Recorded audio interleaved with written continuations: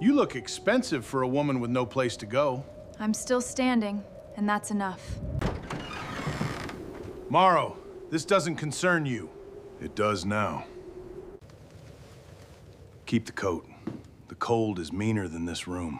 Why help me? A scarred man with nothing left to prove, a fugitive woman with nothing left to lose, and one brutal Wyoming winter that forces them both to choose between trust and dying alone.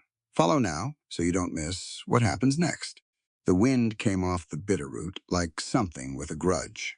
It didn't blow so much as it drove straight through the pine walls, straight through the wool coats, straight into the bones of every man, woman, and sorry soul who had found themselves at Phelan's trading post on that particular Tuesday in January of 1874. The building itself squatted low against the hillside as though bracing for punishment. Its timbers had gone gray and split from too many winters. The sign above the door hung crooked, one chain frozen solid, the other creaking miserably every time a gust caught it. Inside was noise and smoke, and the sour smell of unwashed men pressed too close together.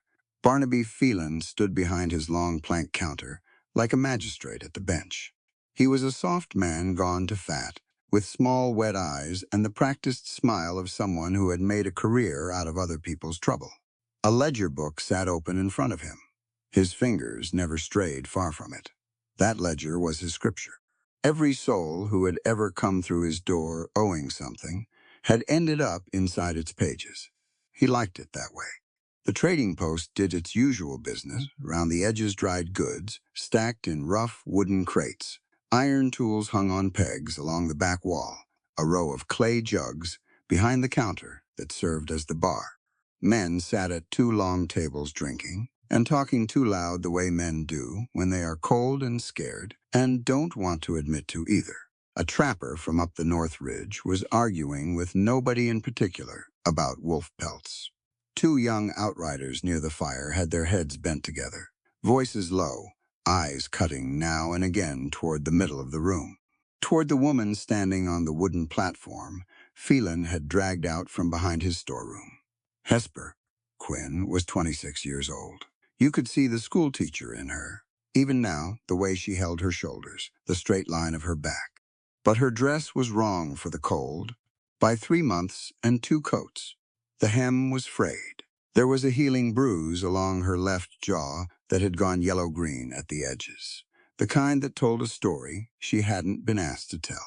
Her dark hair was loose and wind-pulled.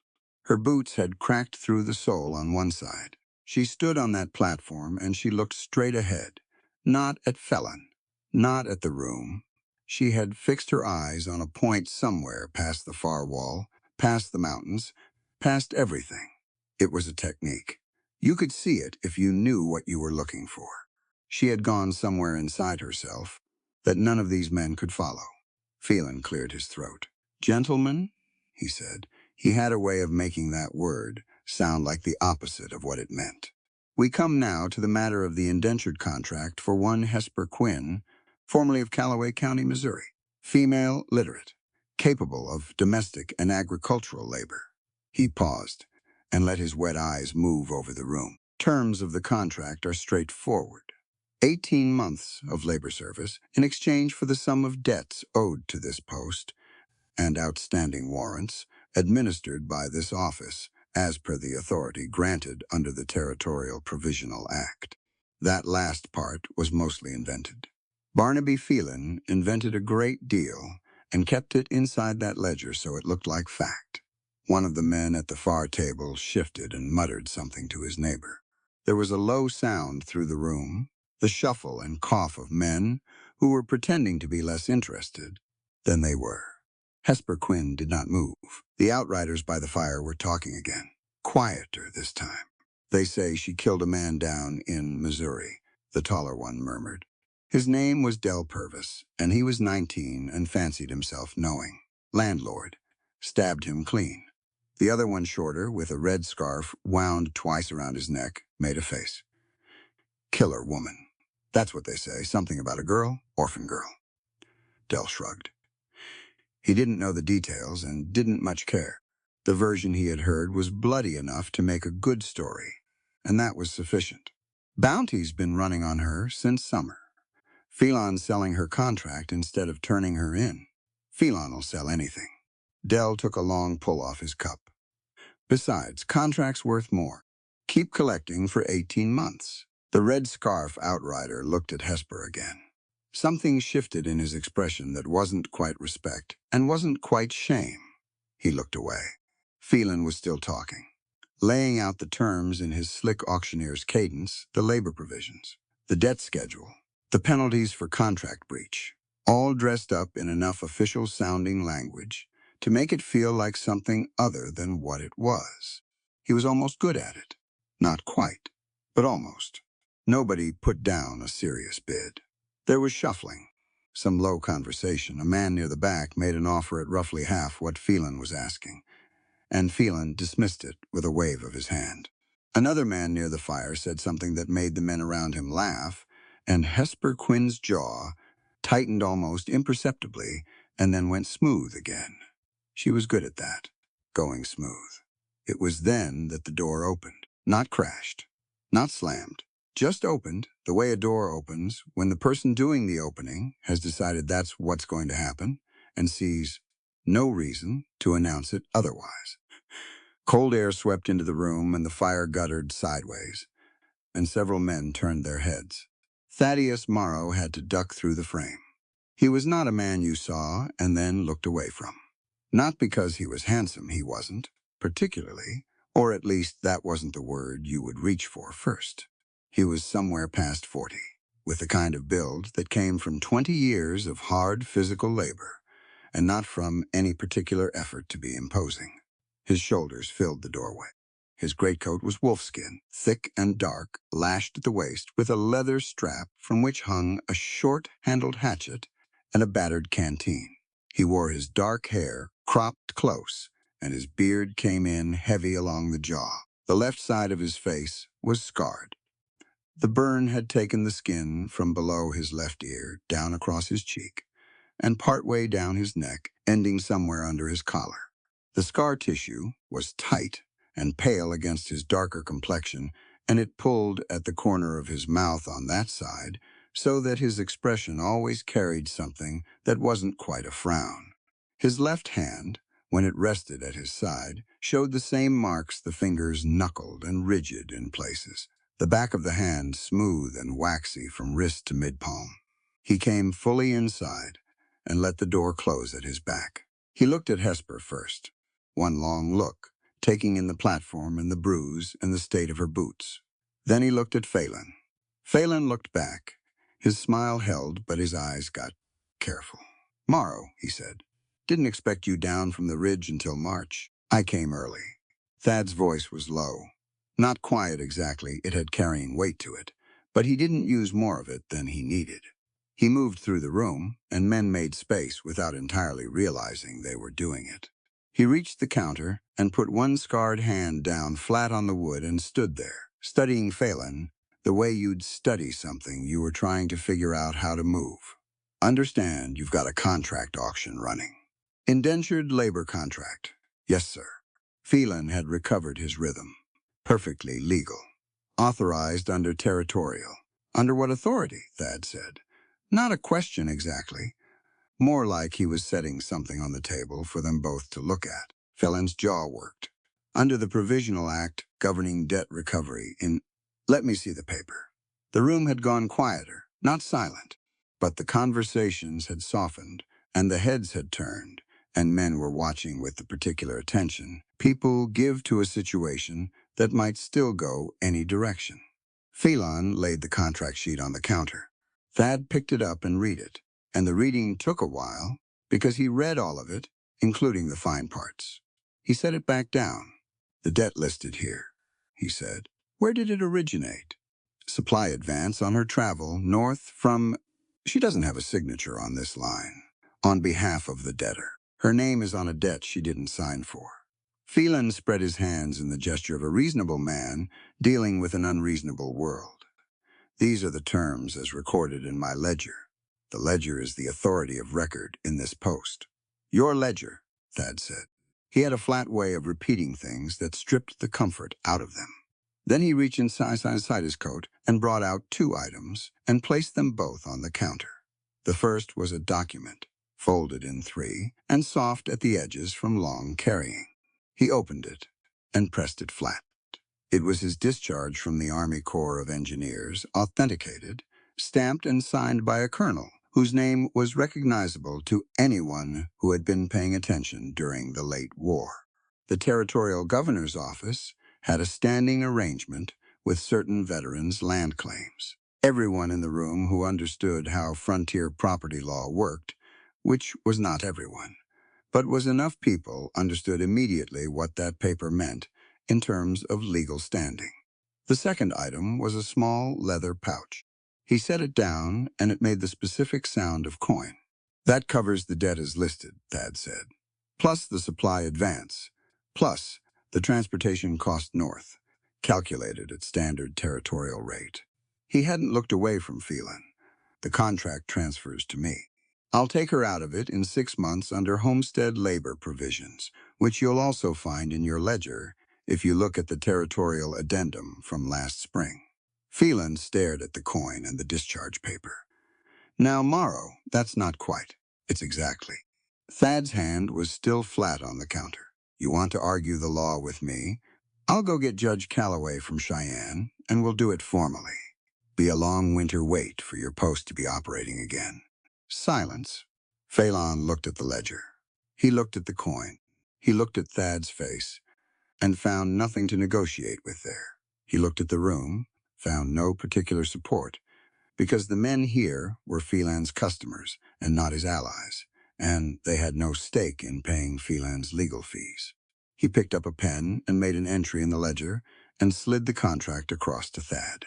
Pleasure doing business, he said, and put his smile back on, only now it sat slightly wrong on his face, the way a hat sits when it's not quite your size. Thad folded the contract and put it inside his coat. He picked up the military discharge and put that away too. He left the counter. Hesper. Quinn was still standing on the platform. He walked to her and stopped below her and looked up. This close, she could see the full extent of the burn scar. She could see that his eyes were dark gray and that they were tired in a particular way, not sleepy, but worn. The way a road goes worn from too much use. He pulled off his wolfskin coat. It was a significant garment, big as a blanket, thick as a wall. It smelled of pine smoke and cold air and the particular smell of a man who has been outdoors most of his life. He held it up and settled it around her shoulders without touching her otherwise, and it went around her twice, and then some. She reacted without deciding to. Her body dropped into a crouch weight low, heels planted, arms crossed over her chest, the fast-practiced flinch of someone who had learned that closeness meant danger. Her eyes went sharp and flat at the same time. Thad stepped back. One full step, then another. He stood there with his hands open and visible at his sides. For a moment, nobody moved. The fire crackled. Wind threw itself against the side of the building, and the timbers groaned. Thad looked at her, crouched there on the platform, wrapped in his coat, braced for something he had no intention of delivering. Something moved through his expression, not pity, not impatience. Something slower and more complicated. He muttered it through teeth that were clenched against the cold, seeping back in through his shirt. Out here, he said. The cold will kill you long before a fist does. It wasn't warm. It wasn't gentle. It was just the plain fact of the matter, delivered by a man who had decided that the plain facts were what the situation required. Hesper Quinn looked at him. She was reading him the way she'd learned to read everything, fast and thorough, looking for the tell, the shift in the weight, the way a man changes when he thinks he's gotten what he wants. She'd had years of practice. She was good at it. She found something she didn't expect. He wasn't waiting for anything. He had already turned half away from her and was pulling his canteen off his belt to check whether it had frozen. He was not watching her with that particular quality of watching that she had learned to recognize and dread. He was simply there, in the room, giving her space and time and approximately zero pressure to do anything with either. Slowly, Hesper Quinn straightened up from the crouch. She pulled the wolfskin coat tighter. It dragged the floor. She found her footing on the platform and stepped down from it to the ground level, which she did without asking for help and without looking at anyone else in the room. Thad picked up his hatchet, which he'd set on the end of the counter. "Road's bad. We leave now, we make the ridge by dark." "I haven't agreed to anything," Hesper said. Her voice, when it finally came, was clear and level. Teacher's voice. The voice of someone who had once managed a room full of unruly children and knew that volume was not actually the tool you needed. Thad looked at her. "No," he agreed. "You haven't to pause. Your choices as I see them," he said, "are the road north with me or back on that platform." He nodded toward Phelan's counter. "I'm not going to make either one happen. But I'll tell you, the road north is less profitable for Phelan." Hesper glanced back at Phelan, who was watching them from behind his ledger, with his calculated expression and his small, wet eyes. She looked at the outriders by the fire. She looked at the door. She looked at Thad's open hands. "If you try to put irons on me," she said, "I'll bury them in your skull." "Don't own any irons," Thad said. Another pause. "I walk under my own power," she said. "I wouldn't have it otherwise." Hesper Quinn pulled the wolfskin coat tighter around her shoulders and walked to the door. She opened it herself and stepped through it into the howling cold. Thad followed. Outside, the wind came down off the ridge with everything it had. The sky was the color of old iron, low and heavy, and the snow on the ground was 2 feet deep and crusted with ice on top that would hold your weight for one step and then give on the next, and the unpredictability of it was its own kind of exhausting. The path north wound up out of the trading post's shallow valley and into the timber, where the trees at least cut some of the wind. Hesper was already moving. She'd found her footing faster than he'd expected. Behind them, through the walls of Phelan's trading post, they could hear the dull resumption of conversation, the low voices picking back up, the scrape of a stool, someone pouring something into a cup. The ledger would be annotated. The evening would continue. The two of them moved up the road into the white. She walked ahead of him by 6 or 7 paces, not because he'd asked her to, or because he'd positioned himself that way, but because she'd moved ahead and he'd let the distance develop, reading it as what it was. She didn't look back. He didn't push forward. The trail was narrow, and the snow was bad, and they both had to watch their feet. And that common practical focus was the first almost neutral thing they had shared. The wolfskin coat was too big. It would have been ridiculous on someone not bracing themselves the way. She was bracing herself, shoulders set, chin forward, each step deliberate in the crusted snow. On her, it just looked like armor, which was probably, Thad thought, how she meant it. He knew nothing about her except what a corner of the room had murmured and what a fraudulent contract had claimed, and he had learned long ago that neither rumors nor Phelan's ledger constituted information worth trusting. He knew she was from Missouri. He knew she was cold. He knew she had not broken on that platform, despite having every reason to. That last part told him more than the rest of it put together.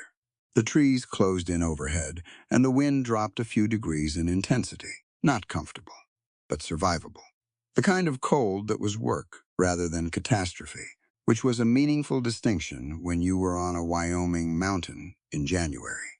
Hesper's boot broke through the ice crust on her left side, and she went down to the knee in powder beneath. She pulled herself out without stopping, without making a sound about it, and kept walking. Thad watched and didn't offer a hand. She hadn't asked for one. She hadn't looked at him. She'd handled it and moved on. And the offering of help she hadn't asked for and didn't need would have been a different kind of imposition.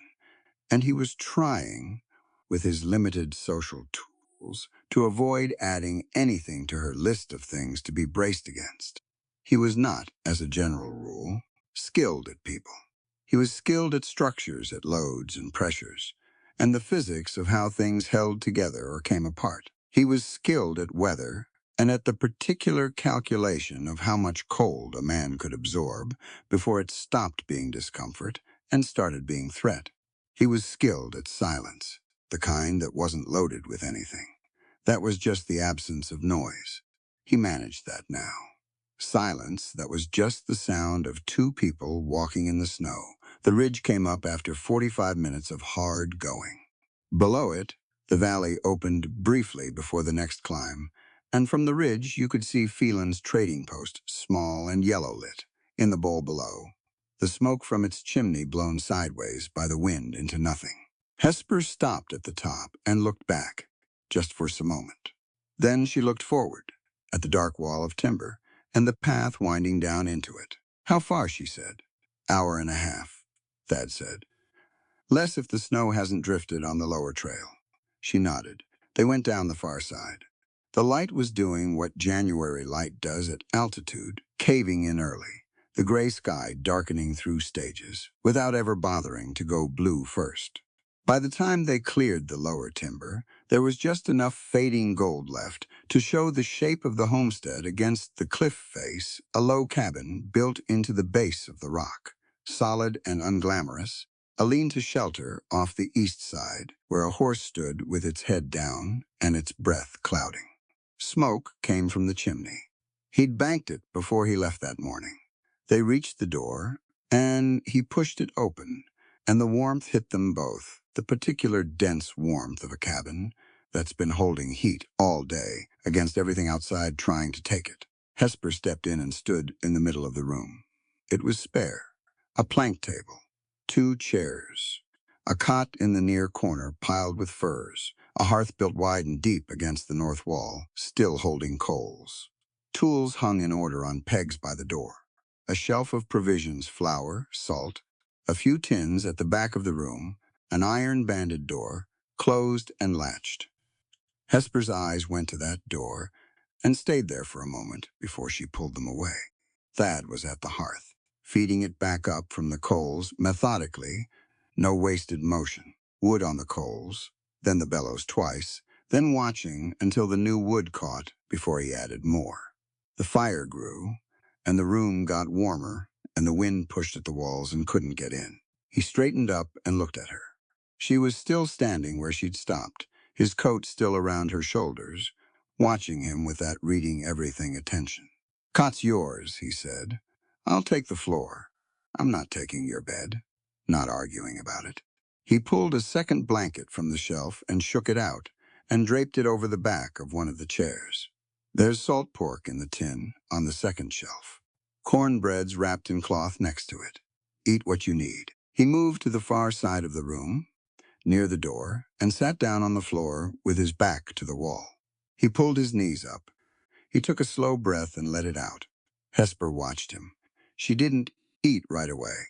She stood there a while longer, reading the room, reading the man, reading the locked door at the back, and the tools on the wall, and the 2 chairs, and the single cot. She was running the arithmetic of it. Threat or no threat? Trust or no trust? Which of the things in this room could be turned to a weapon if it came to that? Eventually, she sat down in the chair, closest to the fire. She pulled the coat tighter. Outside, the wind built itself back up and threw itself at the cabin walls, and the cabin held. The fire popped and shifted, and the room stayed warm. Hesper Quinn watched the flames and thought about Missouri and said nothing. Thad Morrow kept watch on the door and said nothing back. The first night in the Bitterroot passed that way, quiet and careful, and full of the particular kind of wary respect that lives right at the edge of something, not knowing yet which direction it will fall. The trail from Phelan's trading post to the Morrow homestead was not something you walked twice and forgot. It climbed hard through the first quarter mile, switchbacking up a face of exposed granite where the wind had scoured the snow into ridges like frozen waves.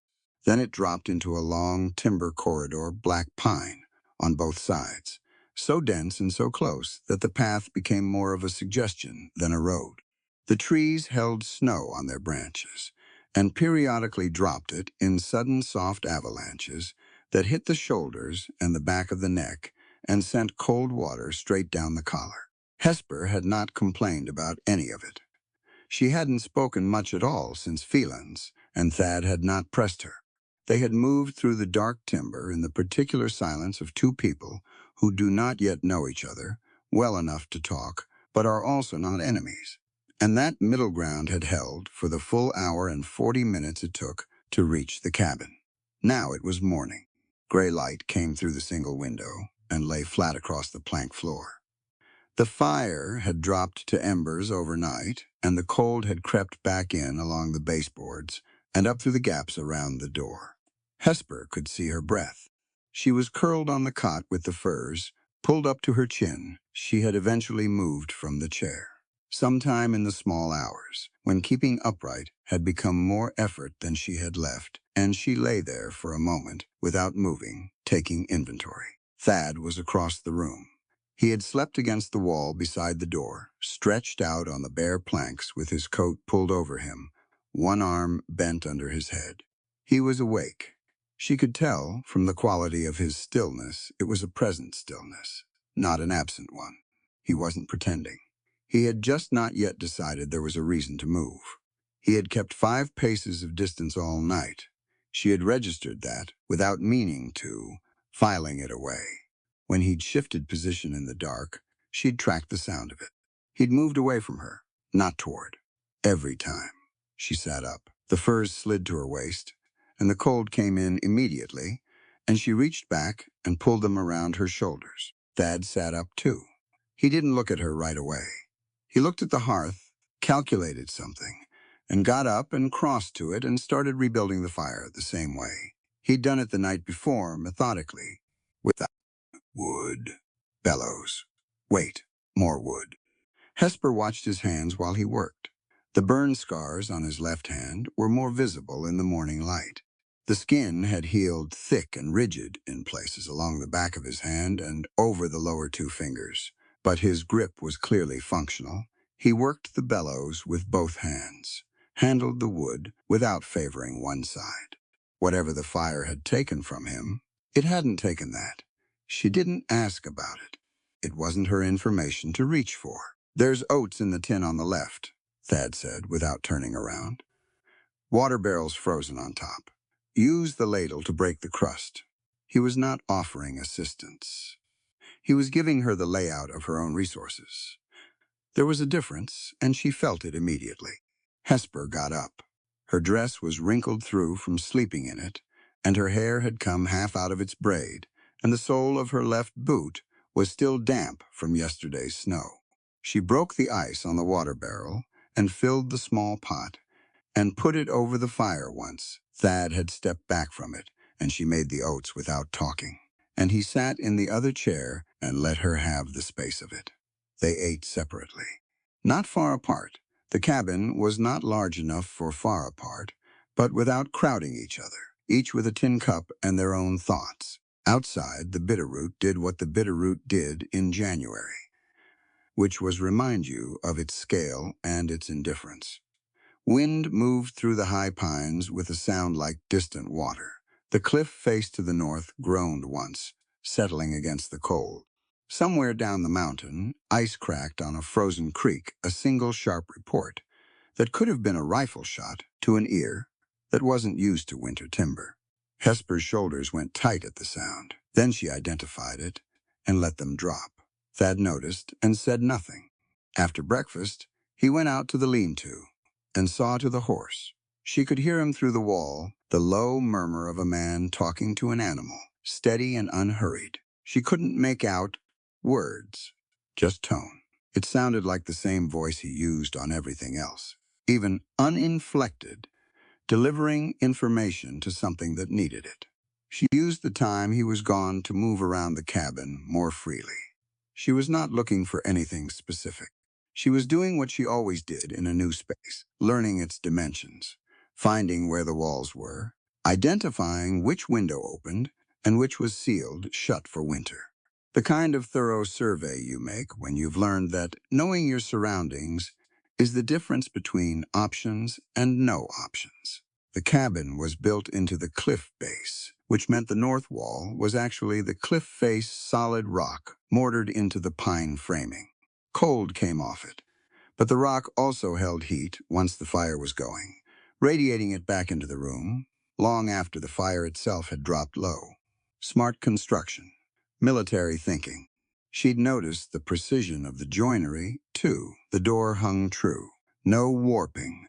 The window frame squared to a standard she wouldn't have expected this deep in the backcountry. The iron-banded door at the back of the cabin was latched with a heavy iron bar dropped into brackets on either side.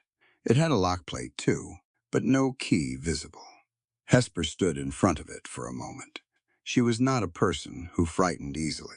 She had survived things that had broken people who seemed stronger than her, and she had survived them by being clear-eyed about what was in front of her rather than what she feared might be.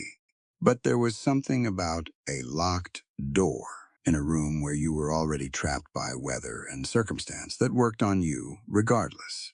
Her mind went where minds go when they've been through enough. Trophies, a locked door. Tools on the wall arranged with too much precision. A man who said very little and gave away less. She made herself stop. She didn't know that. She was reading a story into gaps that might just be gaps. She went back to the fire and sat down. Thad came back in, stomping snow off his boots on the threshold. He checked the fire, added a log, and hung his coat on the peg by the door. He moved to the table and sat down and began doing something with a length of leather strap and an awl repair work of some kind, slow and steady. He didn't explain himself. The day passed. It passed slowly, the way days in small spaces tend to when you're sharing that space with someone you haven't decided about yet. Hesper read, or tried to. She'd found 2 almanacs on the shelf between the flour tin and the wall, and she worked through one of them mostly to give her eyes something to do. Thad worked at his various repairs. Neither of them filled the silence unnecessarily, but it was a crowded silence. Every so often, she'd feel his awareness of the room, shift slightly, register where she was, what she was doing, and then settle back, not threatening. More like a man who'd spent enough time alone in dangerous country that tracking the position of things had become automatic. She did the same thing. Probably they both knew it. Around midday, he made coffee. Real coffee from a tin he measured out with a care that said it was expensive, and not replenished often. He poured 2 cups without asking. He put hers within her reach, without crossing into her space, and went back to his side of the room. She drank it. It was good coffee, dark and bitter and very hot, and it was the first good thing that had happened to her in several weeks, and she registered that quietly and said nothing about it. The second day was harder. The storm that had been threatening off the western peaks arrived by evening and didn't leave. Snow came in waves rather than steadily long pauses, where the wind dropped and the world went white and still, then sudden walls of driven powder that reduced visibility to arm's length and made the cabin walls shake. The temperature inside dropped even with the fire going full. Thad kept it fed. He went out twice to bring in more wood from the stack under the lean-to and came back both times covered in snow to the shoulders. Hesper had begun helping where she could, not because he'd asked, because standing still in a small space while someone else worked was something she was physically incapable of. For long, she'd taken over the water, keeping the pot from freezing melting snow when the barrel ran low. She'd found a broom and used it.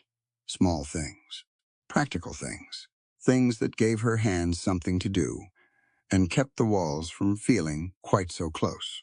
Thad observed this without commenting. On the 3rd day, she asked about the horse. Does it need to be walked? She was at the window, watching the lean-to through the driving snow. In this, no. Thad was sharpening something at the table. She's quarter draft, built for cold, got enough shelter under the lean-to, and enough feed for another week. She got a name? I call her Belle. A pause. She doesn't answer to it. Hesper looked out the window a moment longer. Mine never did either. She hadn't meant to say that. It came out anyway. She kept looking at the window and didn't take it back. Thad didn't make anything of it. He went back to his sharpening. That night, the wind changed pitch. It had been howling all day in a low continuous register, but somewhere around midnight it rose a sustained, high, tearing scream. That was the Chinook coming down off the Continental Divide, with nothing in its path for 300 miles. The cabin timbers groaned. Something in the lean-to shifted with a heavy scraping sound, and Belle made one short, distressed noise, and then went quiet. Hesper was awake. She was sitting up on the cot with her back against the wall, knees to her chest, listening to the wind. The fire was low. Shadows moved. The walls made sounds she didn't recognize, and some she did the creak and shift of wood under load, the particular voice a structure makes when it's being tested. She was trying to control her breathing, trying to keep the walls from being as close as they felt. Thad's voice came out of the dark, even unhurried. Just information. Cabin's been through 40 winters, he said. Rock foundation, post and beam frame. The timbers are twice the necessary thickness, because I built it that way on purpose. She didn't answer immediately. That's not what I'm afraid of, she finally said. I know, he said, but it's a true thing. Thought you should have it. The wind screamed again. The fire popped. Hesper pulled the furs tighter. Not from cold, exactly. Thad did not offer to come closer. He did not offer comfort. He lay back down on the floor beside the door, positioned between her and the draft that came under the frame, his big body blocking it the way a wall blocks a draft, not performing anything, just being in the place that was most useful. She noticed. She didn't say so, but she noticed. The storm held for 2 more days. By the 5th day in the cabin, Hesper knew the room the way she knew the layout of her old schoolhouse, by feel, by memory, by the map inside her that she kept updated without thinking. She knew which floorboard creaked. She knew that the north wall held heat until the fire had been out 2 hours and then gave it back up fast. She knew that Thad woke before dawn every morning and started the fire before she was fully conscious, so that when she opened her eyes, the chill was already fighting a losing battle. She knew that he slept with the hatchet within reach at the door, and that it wasn't because of her. That one had taken her until the 4th day to understand. He wasn't keeping a weapon close because he was afraid of her or wanted her to feel threatened. He kept it close because the territory outside was the actual threat. Bears occasionally this close to the cliff. Other men, sometimes, who read isolated homesteads as opportunity. He slept between her and the door. The hatchet was on her side of the equation. Guarding, not trapping. She'd lain awake for a while after she'd worked that out, turning it over. On the 6th morning, Thad came in from the lean-to and said, without preamble, storm's breaking. Might get 2 days of clear before the next one comes through. Hesper was at the hearth. She looked up. How do you know? Pressure's different. Wind's moving east. He hung up his coat. Feel it when you breathe. Air's drier, she considered that. I would not have known that. It takes a few winters up here. He sat down. You pay attention long enough, the mountain tells you things. Something about the directness of that landed cleanly with her offered information. No condescension in it. She filed it. Things worth knowing. The mountain tells you things. The break in the storm came as promised. They went outside together for the first time since arriving Hesper, because she needed open air, the way a person needs water after too long without it, and Thad because there was always work after a storm. The world was white and enormous. The Bitterroot cliffs rose above the homestead in sheer pale faces of limestone and snow, and the sky had gone a hard, bright blue that hurt the eyes after days of gray. Hesper stopped outside the door and just breathed. The cold was real and complete, and it filled her lungs, and she let it, because it was open cold, outdoor cold, cold that went in all directions instead of pressing in from 4 sides. She tipped her head back and looked at the sky. Thad was already at the lean-to, checking the structure after the storm. She could hear him. The methodical sounds of inspection. Brace shifted, he called, not looking at her. Nothing broke. I'll reset it this afternoon. She brought her eyes back down. I can help. Don't know if you've worked timber before. I've fixed a schoolhouse roof in July with the wrong tools and 2 students who were more enthusiastic than useful, she said. I'll manage. A pause from inside the lean-to, then almost too quiet to hear. All right. They worked through the morning. Resetting the shifted brace was a matter of leverage. Getting it back into position required bracing it from one side, while the other person drove the peg back into the mounting plate, and it required 2 people, one to hold and one to drive. She held. He drove. They communicated in the practical shorthand of shared physical work, not much talking, mostly reading each other's position and adjusting. The kind of cooperation that didn't need a lot of words because the task itself was the language. When it was done, Hesper stepped back and looked up at the repaired brace with the particular satisfaction of a thing that holds. Thad checked it twice, then once more. That'll take the next storm, he said. Good. They went back inside. The fire was still going low, but alive. Thad added a log. Hesper took off her outer layer and hung it on the peg next to his coat without thinking about it. She sat down and looked at her hands. Cold work reddened them. She looked across the room. He was at the table, starting the same kind of slow work he always had in the evenings, something with his hands, something with the materials of the place. Today, it was a length of pine board he was planing smooth. She watched the motion of it. Systematic, patient. The burn scars on his hand moved with the work, stretched and relaxed. The hand worked fine. She'd watched it all day now, holding, lifting, driving a peg with a mallet, and there was no stiffness in it, no favoring. She found herself curious, not about the injury itself that was his to carry, but about the larger shape of him, the one she was slowly assembling from all these small observations. The way the cabin was built told her things. The way he talked to the horse, the locked door at the back of the room, the mattress he'd surrendered without discussion, the 5 paces. You built this place yourself, she said. Mostly. He didn't stop planing. Some help from Walsh. He's a doctor down in the valley. Eccentric man. He's better at holding boards than you'd expect. How long have you been up here? 4 years since the mustering out. 3 in this cabin. A pause. The first winter I was in a tent. Hesper looked around the cabin. 4 stone walls. The rock floor he'd laid himself, she suspected. You built it alone. Walsh held boards. That's not what I meant. He looked up from the planing. I know. The fire settled. Outside, the brief, clear light of the storm break was already softening, the blue going pale at the edges as afternoon thinned toward evening. Hesper looked at the iron-banded door. Thad followed her look. He went back to his planing.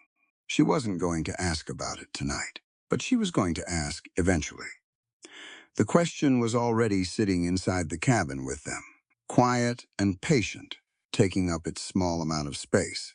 That second evening was different from the first ones. Not warmer exactly, not more comfortable, but the quality of the unease had changed. It was less about threat, more about proximity. 2 people who had survived a week in close quarters and not made it worse. She knew the sound of his movements in the dark now and could locate him without looking. He had learned, she thought, something similar about her, the difference between her stillness when she was asleep and her stillness when she was awake and watching. Trust was not the right word for what was building. Trust was something you decided on. This was something slower and more involuntary, the quiet accumulation of evidence that a person was consistently what they appeared to be, that the 5 paces remained 5 paces, that the door stayed between him and the weather, and her, and the draft, that the hatchet stayed where it was. Hesper lay down on the cot that night and looked up at the rafters. The cabin groaned in the wind, just the ordinary night sound of it now, familiar enough to register as normal, rather than alarming. The fire breathed. Thad's breathing across the room was slow and steady. Not yet asleep, just resting. She thought about the locked door. She thought about the bruise on her jaw, faded now to almost nothing. She thought about Phelan's platform and the cold and the wolfskin coat landing around her shoulders like a wall. Out here, the cold will kill you long before a fist does. She hadn't decided yet whether she believed him. She was getting there. 9 days in the cabin. That was how long it took for the walls to start moving. Not literally. Hesper knew that. She was a rational woman, and she held onto that fact with both hands when she needed to. But there is a particular cruelty in small spaces over long time, and she had been living it since the second storm rolled in off the divide and sealed them back up as thoroughly as if someone had built a second wall around the first one. Snow had drifted to the windowsill by day 3 of the new storm. The light that came through was dim and strange, filtered through ice, and it gave the interior of the cabin a quality she couldn't fully name suspended. Maybe, like being inside something frozen mid-motion. She was not sleeping well. That was the first thing. The dreams came irregularly, which was somehow worse than if they'd been consistent. She never knew which nights would be bad and which would be tolerable. So she'd begun approaching sleep sideways, reluctantly, the way you approach something you're not sure you can trust. She'd wake at sounds that weren't there. She'd surface from sleep with her heart already running fast, the tail end of something terrible dissolving before she could look at it directly. She didn't tell Thad. She wouldn't have known how to begin. He noticed anyway. He was difficult to read in most respects, but he had a particular awareness of the room that she'd come to recognize over the days they'd shared it. He didn't miss much. He just chose, consistently, not to make his noticing into a performance. So he noted when she ate less. He noted when she was awake at 2 in the morning, staring at the rafters. He added more wood to the fire on those nights without being asked, without comment, without making it a thing. She registered all of it. She didn't know what to do with it. On the 8th day, she had asked him, directly, about the locked door. He'd considered the question for long enough that she'd wondered if he was going to answer at all. Then, he'd said, storage, medical supplies, and some tools. Locks from before I was here, previous trapper's installation. I don't have the key. A pause. I can break it open if you need to know what's in there. She'd said no. Not yet. She'd file that for later. It hadn't fully satisfied her, and she knew that the unsatisfied part of her wasn't entirely rational. But it lived in her body rather than her mind, and her body had its own logic. The door stayed locked, and she stayed aware of it, and that was the arrangement. By the 9th day, the arrangement was wearing thin. She had exhausted both almanacs twice. She had mended everything in the cabin that needed mending, including a tear in Thad's spare shirt that she'd done without asking because her hands had needed something to do, and it was there. She had reorganized the provisions shelf 3 times, once for efficiency and twice just because reorganizing something gave her the feeling of controlling at least one small corner of her world. Thad had watched the shirt mending with an expression she couldn't categorize. He hadn't thanked her, which she'd actually appreciated. He'd just folded the shirt and put it back on the shelf, and that had been that. Now she sat at the table, with her hands flat on the wood, and looked at nothing. The cabin felt closer than it had yesterday. Physically smaller, measurably, in a way that she understood was her own perception and not reality. And that understanding did not make the feeling stop. The north wall, the cliff face, felt like it was leaning. The ceiling felt lower. The single window, with its ice-filtered light, felt like an eye that wouldn't blink. She had been a schoolteacher. She had managed a one-room schoolhouse through 3 Missouri winters, which had their own cold and their own isolation, and she had been good at it. And she had never felt like this. But those winters she had had 32 students, and a small town half a mile down the road, and the particular structure of daily purpose, she'd known exactly what every hour was for. Here, the hours had no architecture. They were just duration, one leading into the next. Thad was outside. He'd gone to check a line of winter traps he'd set east of the homestead before the last storm hit, using the brief window between squalls. She'd been alone in the cabin for 2 hours. She should have preferred it. More space. less awareness of another person's breathing. She didn't prefer it. The wind outside was doing something new. It had been building all morning, and now it had a resonance to it, a harmonic, almost a low-frequency vibration that she felt more in her chest than her ears. The Chinook, pushing through the canyon gaps to the north. It had a voice when it moved through certain rock formations, and she'd learned that voice over the past week. But today it had changed register, and she didn't have a file for the new sound. She went to the window and looked out. White, total. The world in every direction was a single, undifferentiated white, with no horizon line and no depth. The timber she knew was 40 yards east had disappeared. Thad had been 40 minutes ago visible at the tree line, and now there was nothing there but the white pressing in from all sides. She stepped back from the window. The walls were definitely moving. She knew they weren't. She took 3 slow breaths, counted them, felt her feet on the floor. She was here. She was solid. The floor was solid beneath her, and the cabin was standing, and had been standing for 3 winters, and would continue to stand. The nightmare from 2 nights ago surfaced anyway. She was back in Callaway County. The landlord's house. The narrow room with the one door that only locked from the outside. The silence before the footsteps. The particular quality of that silence. Oppressive. Loaded. The absence of sound. That was actually the presence of something worse than sound. She'd learned in that house to dread quiet, the way most people dread noise. She pressed her palms against the table edge and breathed outside. The wind built toward something. A long, rising note. The outer pane shattered. It happened in a single instant. A massive gust had loaded against a stress fracture in the outer window glass that neither of them had known was there, and it let go all at once. The crack was enormous in the closed space of the cabin. A gunshot sound, and glass and snow, and howling cold air blew through the inner window and into the room simultaneously. Hesper moved before she was fully conscious of moving. She was on her feet, hand already reaching, the body doing what it had been trained to do by years of needing to be ready. The hearth tools were to her left. She grabbed the sharpened iron stick, the one used for breaking up log deposits in the firebox, and had it up and forward before she'd completed the turn. The door burst open. Thad came through it at full speed, combat reflex, responding to the same explosive sound from outside.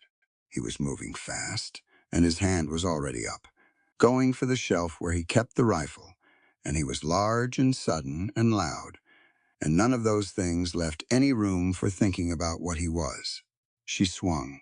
The iron stick connected with his forearm rather than his head. He'd raised the arm without thinking. Some old, defensive training kicking in, and the impact was solid enough that she felt it all the way to her shoulders. He made a sharp sound. His hand shot out on pure instinct, the massive hand closing around her shoulder, and the grip was too hard, fingers finding the bruised place she carried there like a buried stone. And he lifted her forward and up, and pain went through her shoulder like something electric. She heard herself say it before she decided to. Low and involuntary, barely a sound. "You're hurting me." He stopped. Not gradually.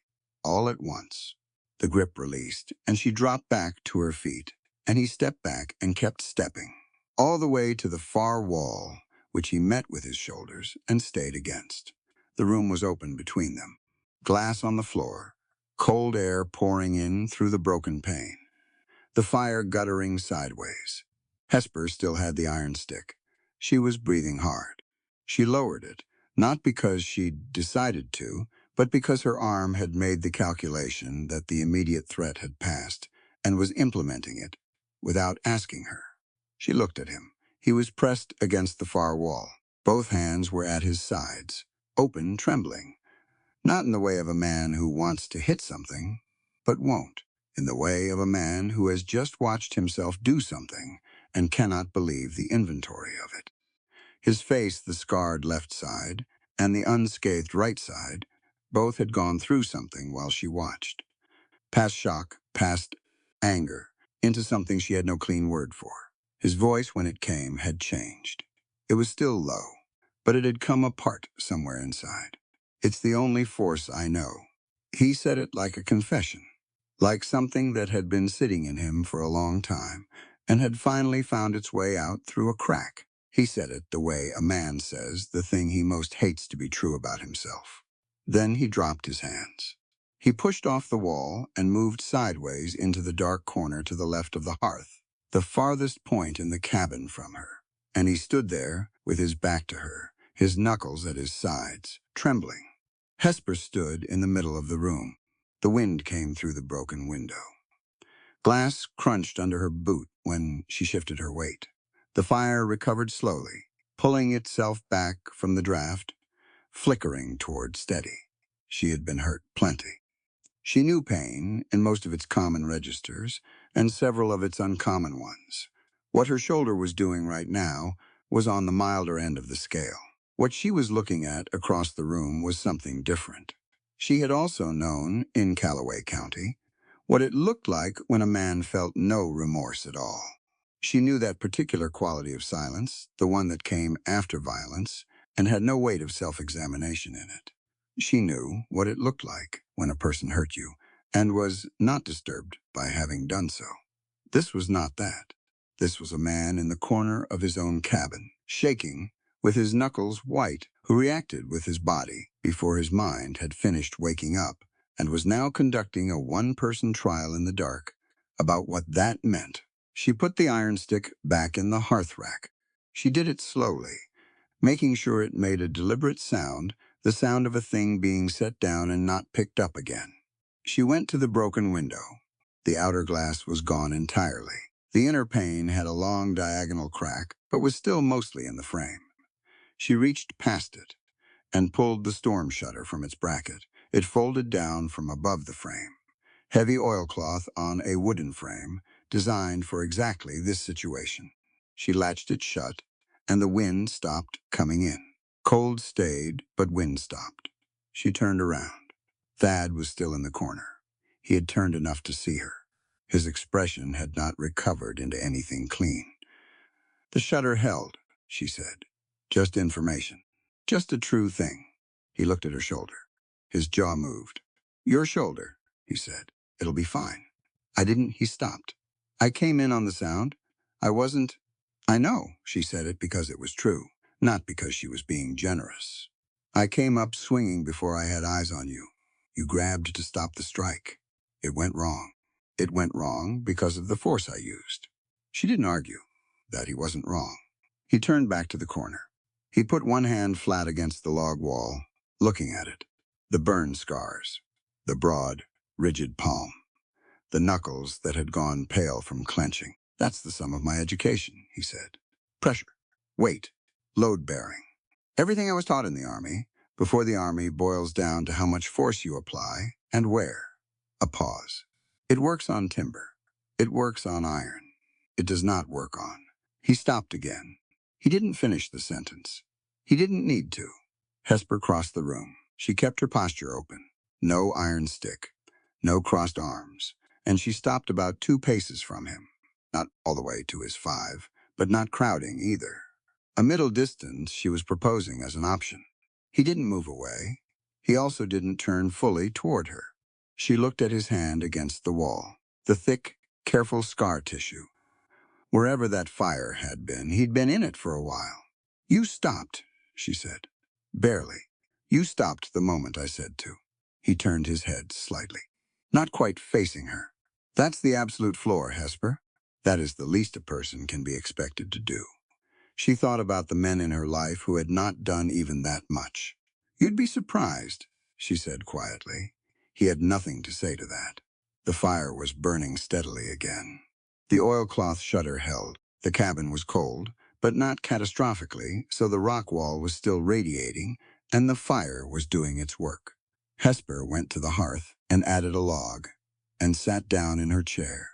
She pulled her knees up. Her shoulder ached in the specific persisting way of bruised muscle, deep, dull, rhythmic, with her heartbeat. She'd had worse. After a while, Thad came out of the corner. He went to the woodpile and checked the stores. He added a log to her single, without asking.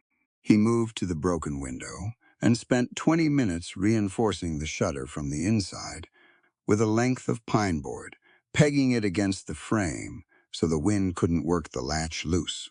He did this silently and efficiently, and without asking her to acknowledge it. She watched him work.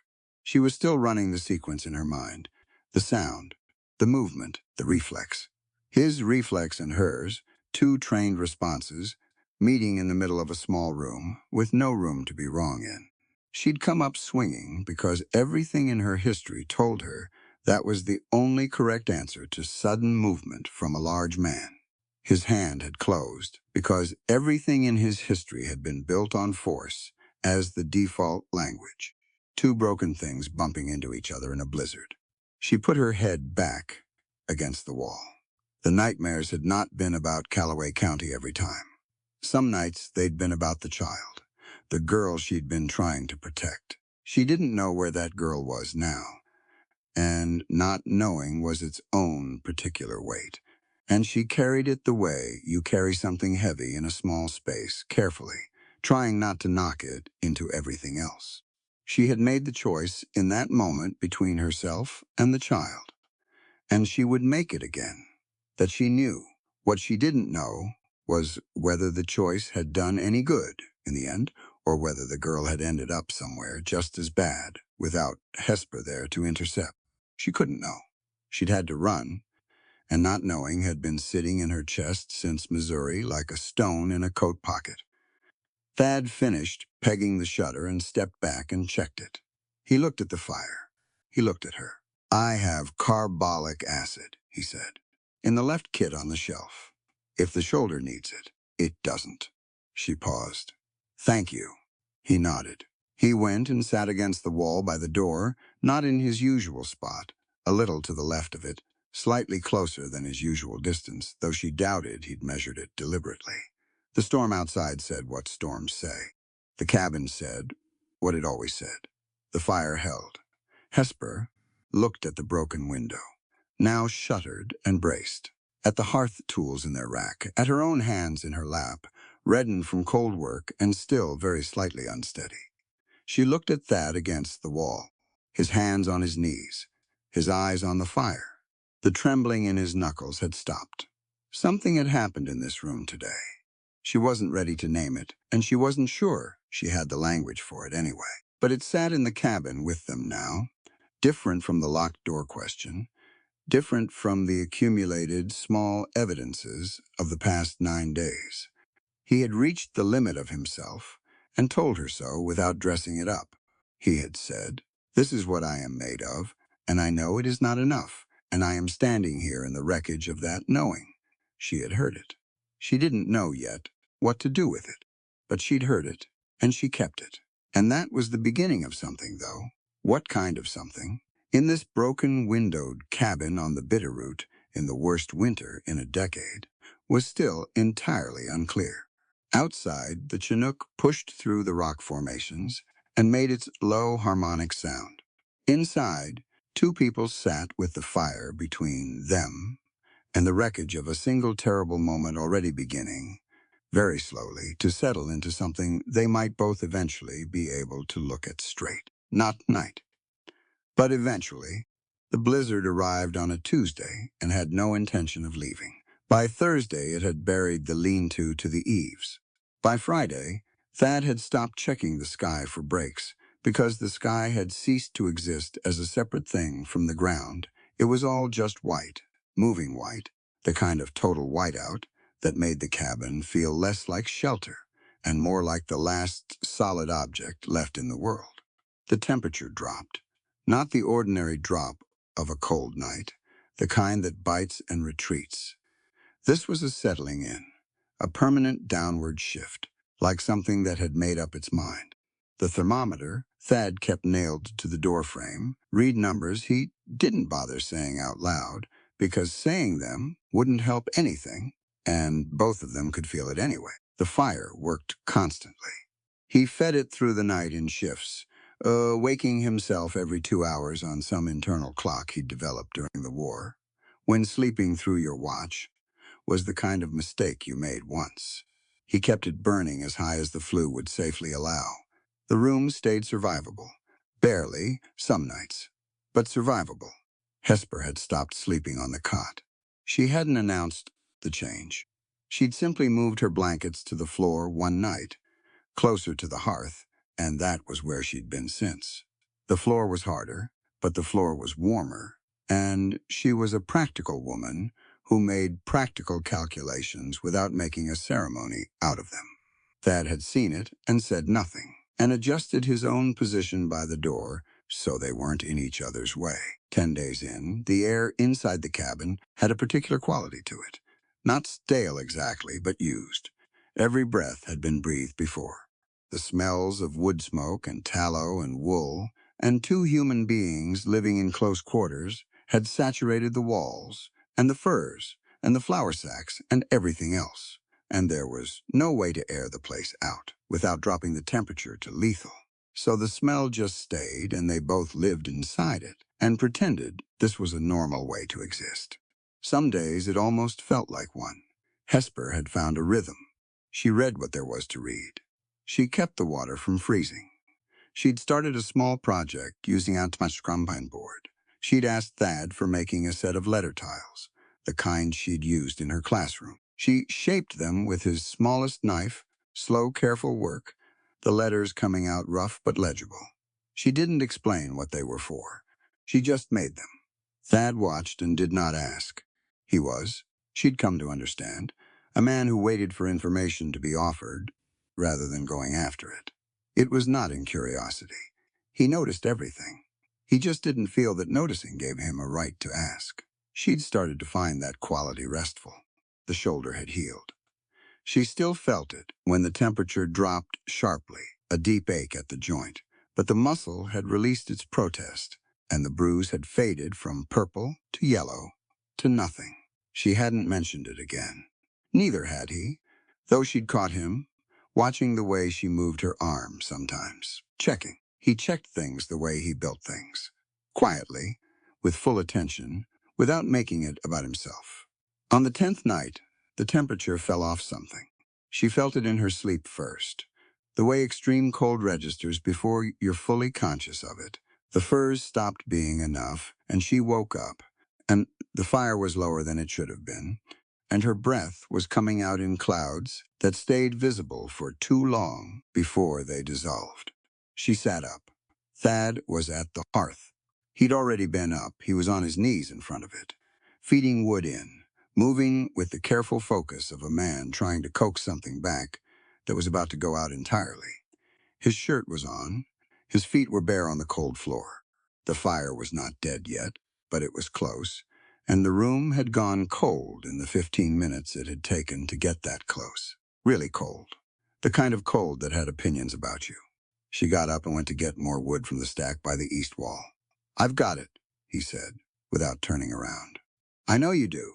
She pulled 3 logs off the stack and brought them to him, and set them on the floor within reach. Then she stepped back. He looked at the logs. He looked at the fire. He added one of them and worked the bellows, and the fire started climbing back toward where it needed to be. The room temperature was wrong. It was going to take the better part of an hour to get it back. Outside, the wind was doing something she hadn't heard before, not just driving, but screaming through the rock formations to the north, a sustained pitch that seemed to have no intention of stopping. She pulled a blanket around herself and sat down in her chair. She looked at him crouched in front of the fire, and she thought about 10 days. About what 10 days in a space this size meant, and what it cost, and how the payment was extracted, even when no one intended to charge anything. He was shivering. She could see it from here. Not dramatically, not his teeth chattering or his hands going unsteady, just the fine, constant tremor of a body that had been fighting cold for too long. He'd been up before her. He'd been up before her every morning for 10 days, starting the fire, taking the first cold hours of the day, so she didn't have to. She'd been aware of it as a pattern. She hadn't added up what that pattern cost.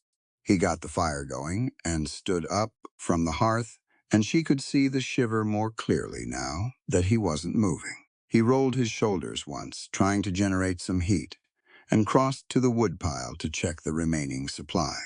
She watched him count the logs. The provisions were lower. She knew that. The storm had run long past anything either of them had prepared for, and they were into the secondary stores. Now, the ones Thad had laid in against worst-case scenarios. Food was fine, barely, but fine. Wood was getting close. If the blizzard ran another 5 days, they would be burning furniture. She made a decision.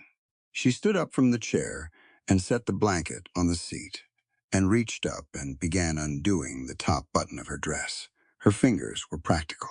She was not making a performance of it, and she was not looking at him. She was simply solving the problem in the most direct way available: shelter, warmth, debt. She had been taking both. The arithmetic was clear. Second button. What are you doing? His voice came from across the room. Not a question exactly. More like something he was saying because he needed to hear whether the words meant what he was afraid they meant. Paying, she said. She kept her eyes on her hands. Shelter and food have a value. I've been running a debt for 10 days. The terms seem clear enough. Silence. She got the third button. Stop. Not loud, loud. He crossed the room in 3 steps. He did not reach for her. He put himself in front of her, between her and the fire, and he reached past her and took hold of her wrists, both of them, gently, just enough to still them. She went rigid immediately. Every muscle, all at once. He felt it, and released her wrists and stepped back, and put his hands at his sides and stood there. I'm sorry, he said. I shouldn't have grabbed. She looked at him. His jaw was set. His eyes were direct, the tired gray eyes that had been watching her for 10 days, with nothing she could identify as want in them, nothing she'd been able to categorize as threat. They were the same now, just direct, and something underneath the directness that she didn't have a name for yet. You are not cargo, he said. She waited. You are not cargo, he said again, like he needed to establish it clearly before he could go on. And your life is not a debt to be settled with your flesh. The fire crackled behind him. The wind outside made its screaming sound through the rocks. She looked at his face. She was reading him, the way she always read everything, fast and careful, and with full attention. She was looking for the tell, the shift, the thing that lived underneath the stated thing, which was usually the actual thing. She didn't find it. He was not waiting for anything. He was not angling toward anything. He was standing in front of her with his big, scarred hands open at his sides, in a cold cabin in a blizzard, with his jaw tight and his eyes direct, saying the exact thing he was saying because it was what he believed.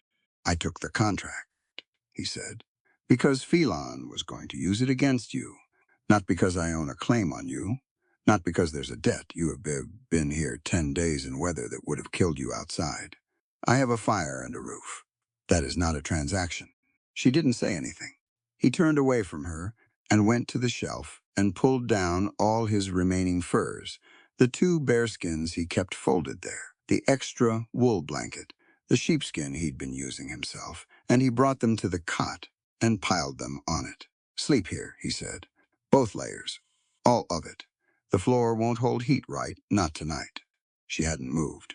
He crossed to the far end of the room, to the spot by the door, and he lay down on the bare floor, with his coat pulled over him and his back to the draft that came in under the frame. He was using his own body to block it, same as he had every night. There was no performance in it. He just did it because it was the position that made sense structurally, and he thought in structures. She stood in the middle of the room for a while. Then she went and sat on the cot and pulled the furs around her and looked at him across the room.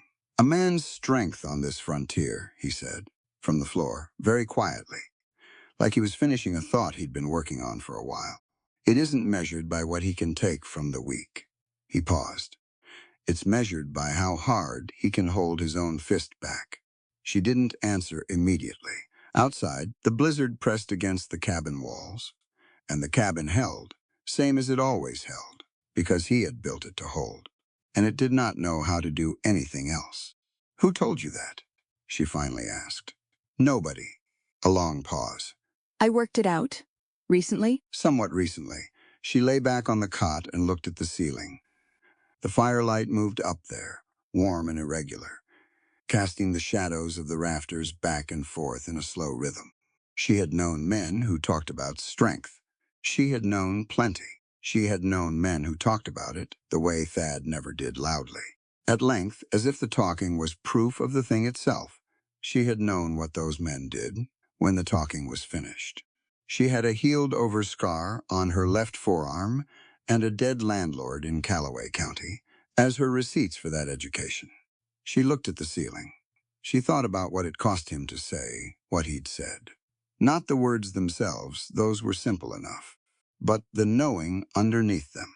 The fact that a man who had built everything in his life on force and pressure and the practical application of physical strength had arrived, somewhere in these frozen weeks, at a clear-eyed accounting of what that cost and where it failed. That wasn't a comfortable thing to know about yourself. That was the kind of knowing that sat in your chest like a coal from the fire, warm in a way that was indistinguishable from burning. She had her own version. She carried it in the scar tissue over her ribs and in the way she still flinched at sudden movement, and in the stone she kept in her chest about the girl in Missouri. Her education had come the same way. His had from the direct experience of what certain kinds of strength actually accomplished when pointed at the wrong things. The fire built itself back up. The room temperature climbed by degrees, slow and genuine. The furs were heavy over her, and the cot was better than the floor, and she could feel her body beginning to believe that warmth was actually happening. She looked over at him. He had gone still in the way he always went still, present, not absent, lying against the door, and the draft with his coat over him, and his scarred hand visible where it rested on the floor. His eyes were closed. She thought about the contract. The coin he'd put down on Phelan's counter, the specific weight of it, the sound it had made. She'd done the arithmetic since. She'd had 10 days and 2 almanacs, and not much else to think about, and she'd run the numbers twice. What he'd paid wasn't a bargain rate. It wasn't a transaction built to favor him. If you calculated the actual territorial labor rate against the months of the contract, he'd overpaid by roughly 30%. He'd paid 30% over market value for a human being's right to not be on that platform anymore. She didn't think he'd done it deliberately, the overpayment. She thought he'd simply put down what the ledger said and not tried to shave it. But the result was the same. She pulled the furs up to her chin. The wind went on. The fire went on. The bitterroot outside did what it had been doing for 1,000 years before either of them were born, and would keep doing after they were both long gone, grinding rock and timber, and everything smaller down to its essential components, patient and absolute and entirely indifferent to what any of it cost, she thought. He held his fist back. She thought about the moment in the storm, the broken window and the iron stick, and his hand around her shoulder. She had said, "You're hurting me," and he had stopped. She had thought about that moment many times since. She had measured the gap between the stopping and the not stopping, and she knew precisely what lived on both sides of that gap. He had said it was the absolute floor, the least a person could be expected to do. She had said, "You'd be surprised." She'd meant it. She still meant it. But she was starting to understand that for him saying it was, the floor wasn't minimizing what he'd done. He wasn't letting himself off the hook. He was holding the hook in his hand and refusing to put it down, refusing to be comfortable with the version of himself that had put a grip like that on someone's bruised shoulder and called it reflex. He was making himself look at it. That was something. That was, she was coming to understand, a particular kind of hard work. She heard his breathing slow and even out. She looked at the ceiling for a while longer. The fire threw light up there, alive and irregular, and she let her eyes follow it, without trying to fix on any part of it. Just moving light, just warmth. The letter tiles were in a small cloth pouch on the table. Tomorrow she'd make more. finish the full alphabet. She didn't know exactly why she was making them. She knew what they were for. In the abstract, the same thing they'd always been for. The same thing she'd spent 3 years in a one-room Missouri schoolhouse knowing they were for. Letters that became words that became the ability to read a contract before you signed your name to it. The ability to know what the ledger actually said. The ability to recognize a forged warrant by the specific language it used. The ability to understand what rights you had under territorial law, and what rights were being invented by someone like Barnaby Phelan. She'd been making them because her hands needed something to do, but they were also for something she hadn't named yet. Something that lived in the same room as the fact that Thad Morrow had a military discharge that gave him legal standing and a vocabulary for frontier property law, and she had nothing of the kind. She was going to keep making them. The fire settled lower, finding its cruising pace for the middle of the night. The room held its heat. Outside, the blizzard announced itself periodically, and the cabin responded by not moving, which was the correct and only appropriate response. Thad's breathing was steady across the room. She had stopped counting the 5 paces. She had stopped tracking his movements in the night with the full alertness she'd maintained for the first week. It had happened gradually, not all at once, and she hadn't decided to let it happen. It had just happened, the way certain kinds of vigilance ease when they run out of evidence to justify themselves. Not trust, she thought. Not exactly. But the thing that comes before trust, when the evidence has been running one direction long enough that ignoring it takes more energy than acknowledging it. She closed her eyes. Her shoulder didn't ache tonight. The furs were heavy and real and warm. The fire was doing its job. The man across the room was doing his, lying against the door in the cold draft, blocking it with his body the way a wall blocks a draft, because that was the position that made structural sense.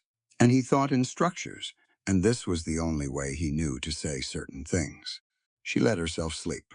Outside, the blizzard ran its course, and the temperature stayed where it was, and the stars were nowhere visible, and probably not there at all, buried under cloud and snow and the particular density of a Wyoming winter sky.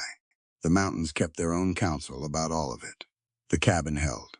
She would wake up. In the morning, he would already have the fire going, and there would be coffee, the expensive kind, measured out carefully. Almost gone now. Enough left for maybe 3 more mornings. And she would make the oats, and they would eat, without crowding each other, and the wind would still be going. And neither of them would say much, but the quality of the silence would be different than it had been 11 days ago. It would be the kind of silence that had something in it. Something that wasn't yet a name, wasn't yet a shape, but was present in the room the same way the fire was present. Doing something, making warmth, requiring no announcement of itself to be real. She slept through until dawn. When she opened her eyes, the fire was already high. The fever came on a Wednesday. Hesper noticed it before he did, which was probably how he'd intended it. He'd been moving slower since Monday she'd registered it without naming it, the way you register a change in the weather before you can say what the change is. He was taking longer to get up from the floor in the mornings. The set of his shoulders had gone slightly wrong. He was eating less, which for a man his size was a meaningful subtraction. By Wednesday morning, she could see it clearly. He was at the hearth, and his hands were unsteady on the bellows, and there was sweat along his hairline, despite the cold. The cabin had warmed up overnight, and he'd shed his outer shirt, and she could see the tension in his back, the muscles pulling against something internal that had nothing to do with the work in front of him. She said his name. He didn't turn around immediately. When he did, his eyes were wrong, too bright, focused on something slightly past her. "You're sick," she said. "I'm fine. You're running a fever." He turned back to the fire. "Cold got into me a little. It'll pass." It did not pass. By afternoon, he was on the floor by the door, which was where he always was, except today he hadn't gotten there by choice. His legs had simply made the decision for him around 2 o'clock, and he'd gone down against the wall with a controlled deliberateness that told her he'd felt it coming and aimed for a soft landing. He sat there with his eyes closed, and his breathing shallow, and a fine, continuous tremor running through him that was not the cold.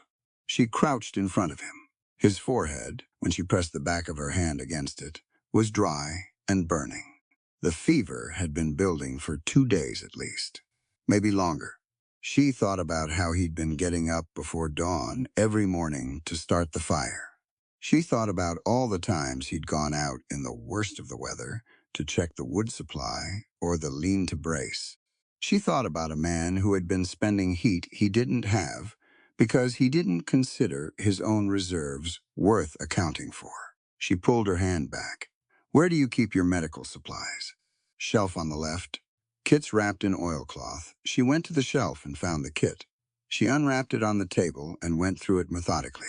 Bandage linen, a bone needle, and thread. 2 vials of something she didn't recognize. A small tin of salve.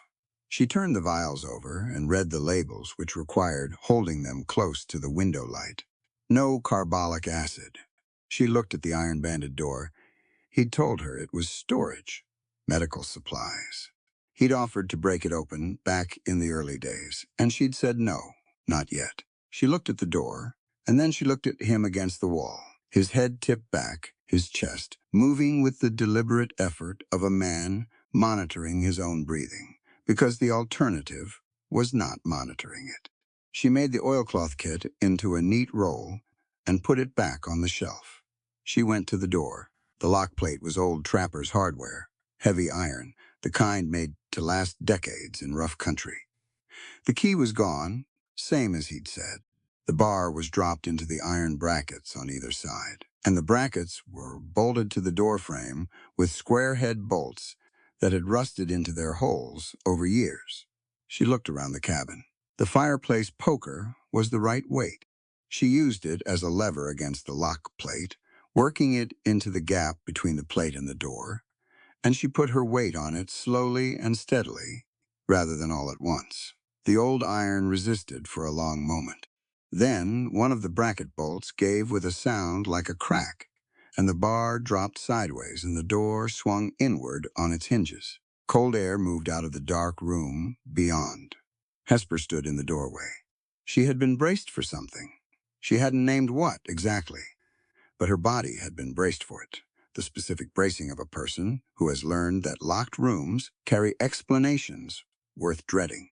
She stood there, and she looked into the room, and she waited for her eyes to adjust. What she found was this: stacks of books, 3 deep waist high, wrapped in oilcloth against the damp.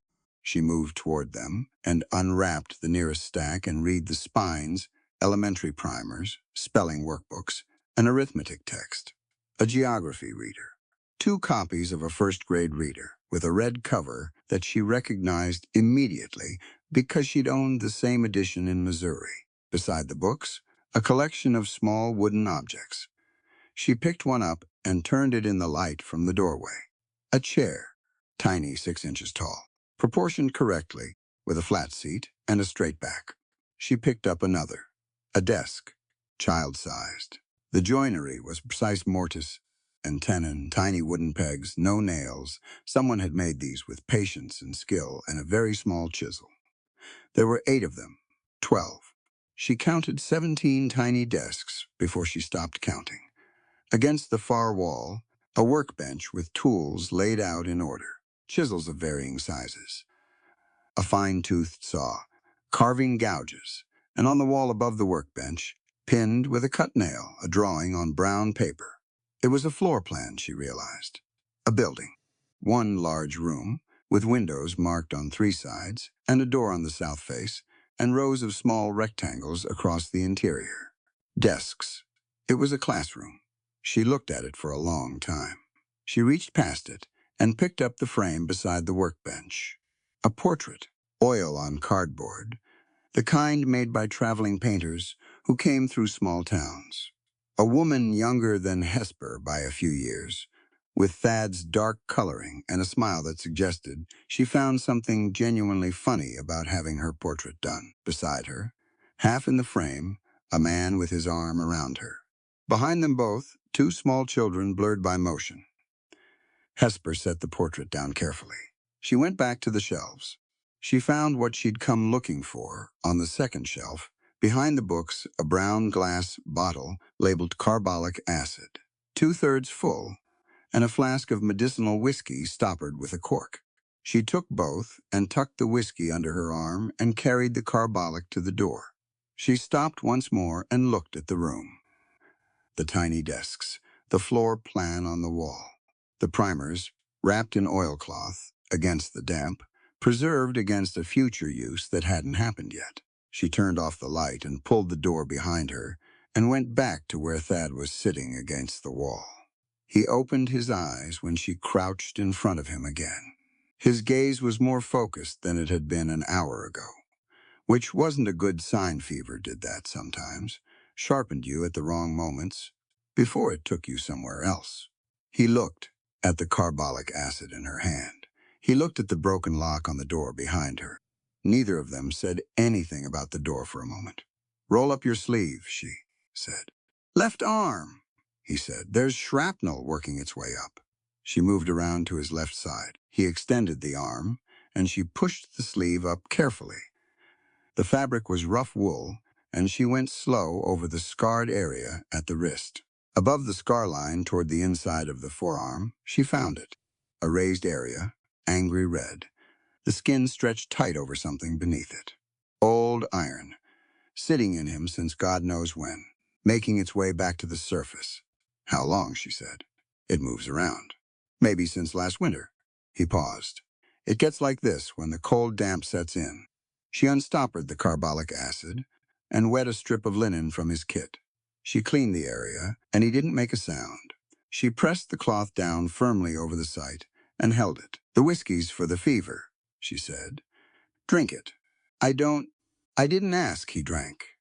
She kept the carbolic cloth pressed to his arm, and she sat beside him on the floor with her back against the wall, and she thought about the room behind the iron-banded door. She was organizing what she'd seen, running it through what she knew about him, building the larger picture from the pieces she'd been collecting for 2 weeks. A man who had built his cabin into a cliff face alone, who kept his tools in order and his joinery precise and his distance exactly 5 paces, who fed a horse he'd named Belle, even though Belle didn't answer to it, who slept against the door draft every night without making anything of it, who had said, "It's the only force I know," with the particular voice of a man reporting on a wound, who had a locked room full of children's furniture and school primers and a floor plan on the wall. "Your sister," she said. He looked at her. "The portrait," she said. "In the room." A long pause. His breathing was steadier, now the carbolic working maybe, or just the whiskey doing something to the sharpest edge of the fever. "Catherine?" he said. She had 2 children, boy and a girl. He stopped. He looked at the fire. There was an ordnance fire. During the war, there was a warehouse. I was close enough to hear it, and not close enough to do anything. He stopped again. "It was not during the war, actually." "That's not right. The war was over. There was surplus ordnance being moved, and it wasn't moved correctly, and the warehouse." He stopped. She waited. "They were not in the warehouse," he said. "They were 2 miles away. But I was not there. I was at the warehouse, trying to stop the fire, and I was not where they were. And by the time He made a short sound. Not quite a breath. "It doesn't matter now what happened. It matters that I was not there. You couldn't have known. I should have been there." She didn't argue it. Some things lived below the reach of argument, and she knew that territory well enough to respect its borders. "The schoolhouse," she said. "Is that for them?" He looked at the fire for a long time. "Catherine taught," he said, finally. "One-room school in Ohio. She used to write me letters about her students during the war. Letters about which ones were quick with their numbers, and which ones had beautiful penmanship, and which ones she thought would go far if they just had the chance." A pause. She was better at it than most people are at anything. Hesper was very still, I thought. He stopped. Started again. I thought if I built something, if there was a place. Children out here don't have anything. Trappers' kids, miners' kids. They come through the territory, and nobody teaches them to read, and they spend their whole lives at the mercy of whoever holds the paper and the pen. He looked at his hands on his knees, the scarred one and the less scared one. It seemed like it would mean something. If there was a school, she thought about Callaway County, about the girl she had tried to protect 10 years old, no family left, entirely at the mercy of what adults decided she was worth. She thought about what it would have meant if that girl had known how to read a contract, how to recognize a forged warrant, how to say, with confidence, that document is not legal. And here is why. She thought about the letter tiles on the table. The rough wooden alphabet she'd been carving for 2 weeks because her hands needed something to do. Her eyes were doing something she hadn't planned for. She pressed the back of her free hand against them, briefly, and brought it down and looked at the fire instead. "I'm sorry," she said. "About Catherine." He nodded once, accepting it without deflecting it, which was the correct response, and also, she suspected, not an easy one for him. "I'm sorry about Missouri," she said. He looked at her, not surprised exactly, more like a man who had been waiting to hear where a road was going and had just caught a glimpse of it. She told him. Not everything. Not in the order it had happened, because it didn't want to come out in order.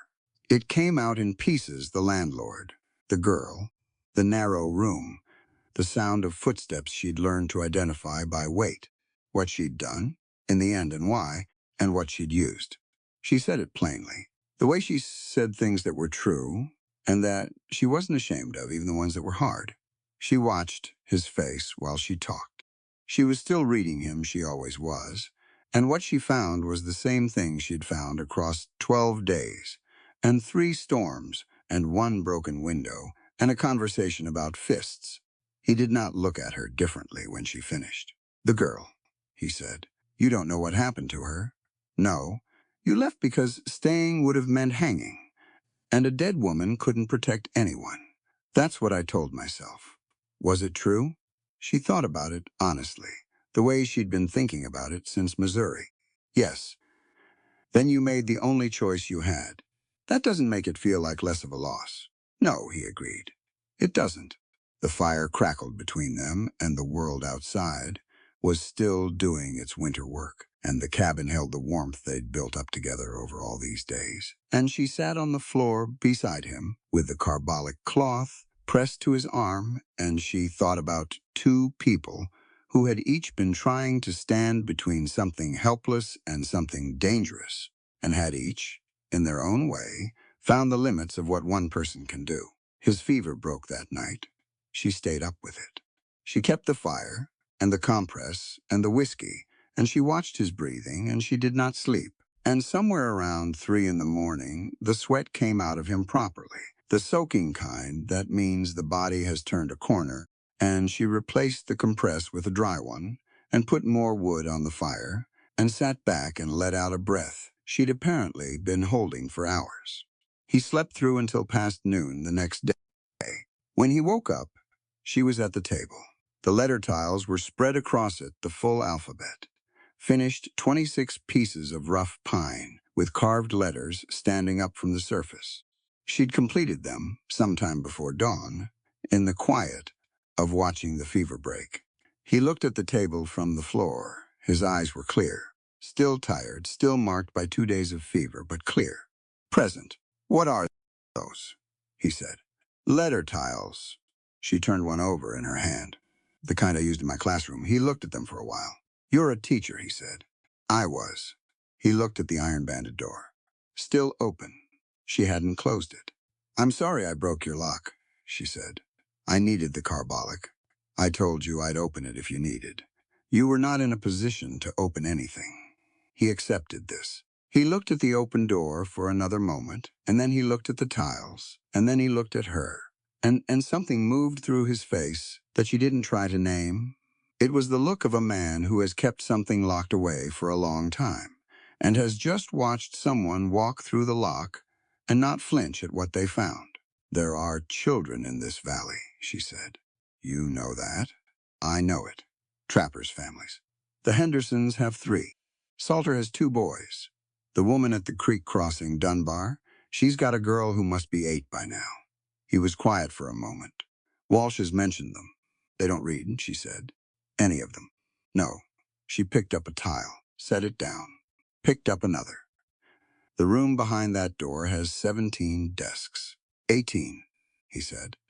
"I finished the last one in October." She looked at him. "When were you going to build the building?" "Spring," he said. "Quiet. I was going to start the frame in spring." She turned a tile over on the table. The letter A, rough and clear and functional. "You know how to build a schoolhouse," she said, "and I know how to run one." He sat up from the floor, slow and careful, and leaned his back against the wall. He looked at her across the table with those tired, gray eyes. "Yes," he said, "I'd noticed that." Outside, the wind had finally dropped to something ordinary. Not gone, not in January, but diminished. The mountains were doing what mountains do, which is exactly what they please. And today what pleased them was a relative stillness, a pause in the assault, a brief and conditional mercy. Inside, the fire went on burning.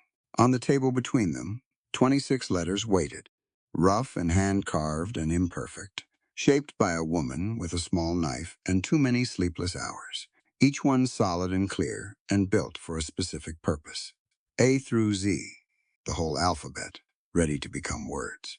The thaw came in stages. First, the wind changed direction, swinging out of the southwest instead of the north, and the air that came with it was different, still cold, but a different kind of cold, the kind that had traveled over lower ground and carried a memory of something warmer. Then the snow on the cabin roof started to move, slow shifts and slides that came down in chunks off the south face. Then the creek to the east, which had been silent under 2 feet of ice for 6 weeks, started making noise again. Just a low sound at first, a murmur under the surface. But noise. Hesper heard it one morning and stood very still at the window, listening. "Creek's moving," she said. Thad was behind her at the table, looking over a hand-drawn map he'd made of his winter trap line. East Branch always goes first. Rock bottom. Shallow enough that the current keeps working, even when the surface freezes. How long until it's passable? He looked up at the window. 3-4 days, if the southwest holds. He looked back at the map. "I've got snares set along Black Creek that I haven't checked since before the big storms. Timber's down across the trail up there too, from what I could see before the snow closed in." She looked at the map over his shoulder. Black Creek was marked in pencil, a thin line running through the northeast corner of his range, maybe 2 miles from the homestead. He'd drawn in the trap positions with small crosses and the trail with a dotted line, and she could see where he'd noted the fallen timber with a short diagonal mark across the path. "I'll go with you," she said. He looked up at her. "You said the timber needs clearing," she said. "That's 2-person work, and I haven't been more than 50 yards from this cabin in 6 weeks. He held her look for a moment. Then he looked back at the map. "Day after tomorrow. If the creek stays down." She went back to the window. The world outside was different than it had been. The snow was still deep, still serious, but it had lost its aggressive quality. It was retreating now, slowly and with reluctance, the way a losing side retreats, holding position where it could, giving ground where it had to. The sky was a pale and genuine blue, and the light that came off the snow had warmth in it. An actual warmth, thin as paper but real. She pressed her hand against the cold glass and looked at the hills. 2 days later they went. Thad took his rifle and the short-handled hatchet. He carried the pack with the trapping tools and the coil of wire for resetting snares. Hesper carried the folded canvas for any catch worth keeping and the smaller hatchet for the timber work. She'd borrowed his extra pair of wool socks, doubled over her boots, and the improvement in her footing was substantial. The trail north was better than she'd expected. The snow had compacted and crusted under the thaw-freeze cycle of the past few days, and it held their weight well enough that they made good time.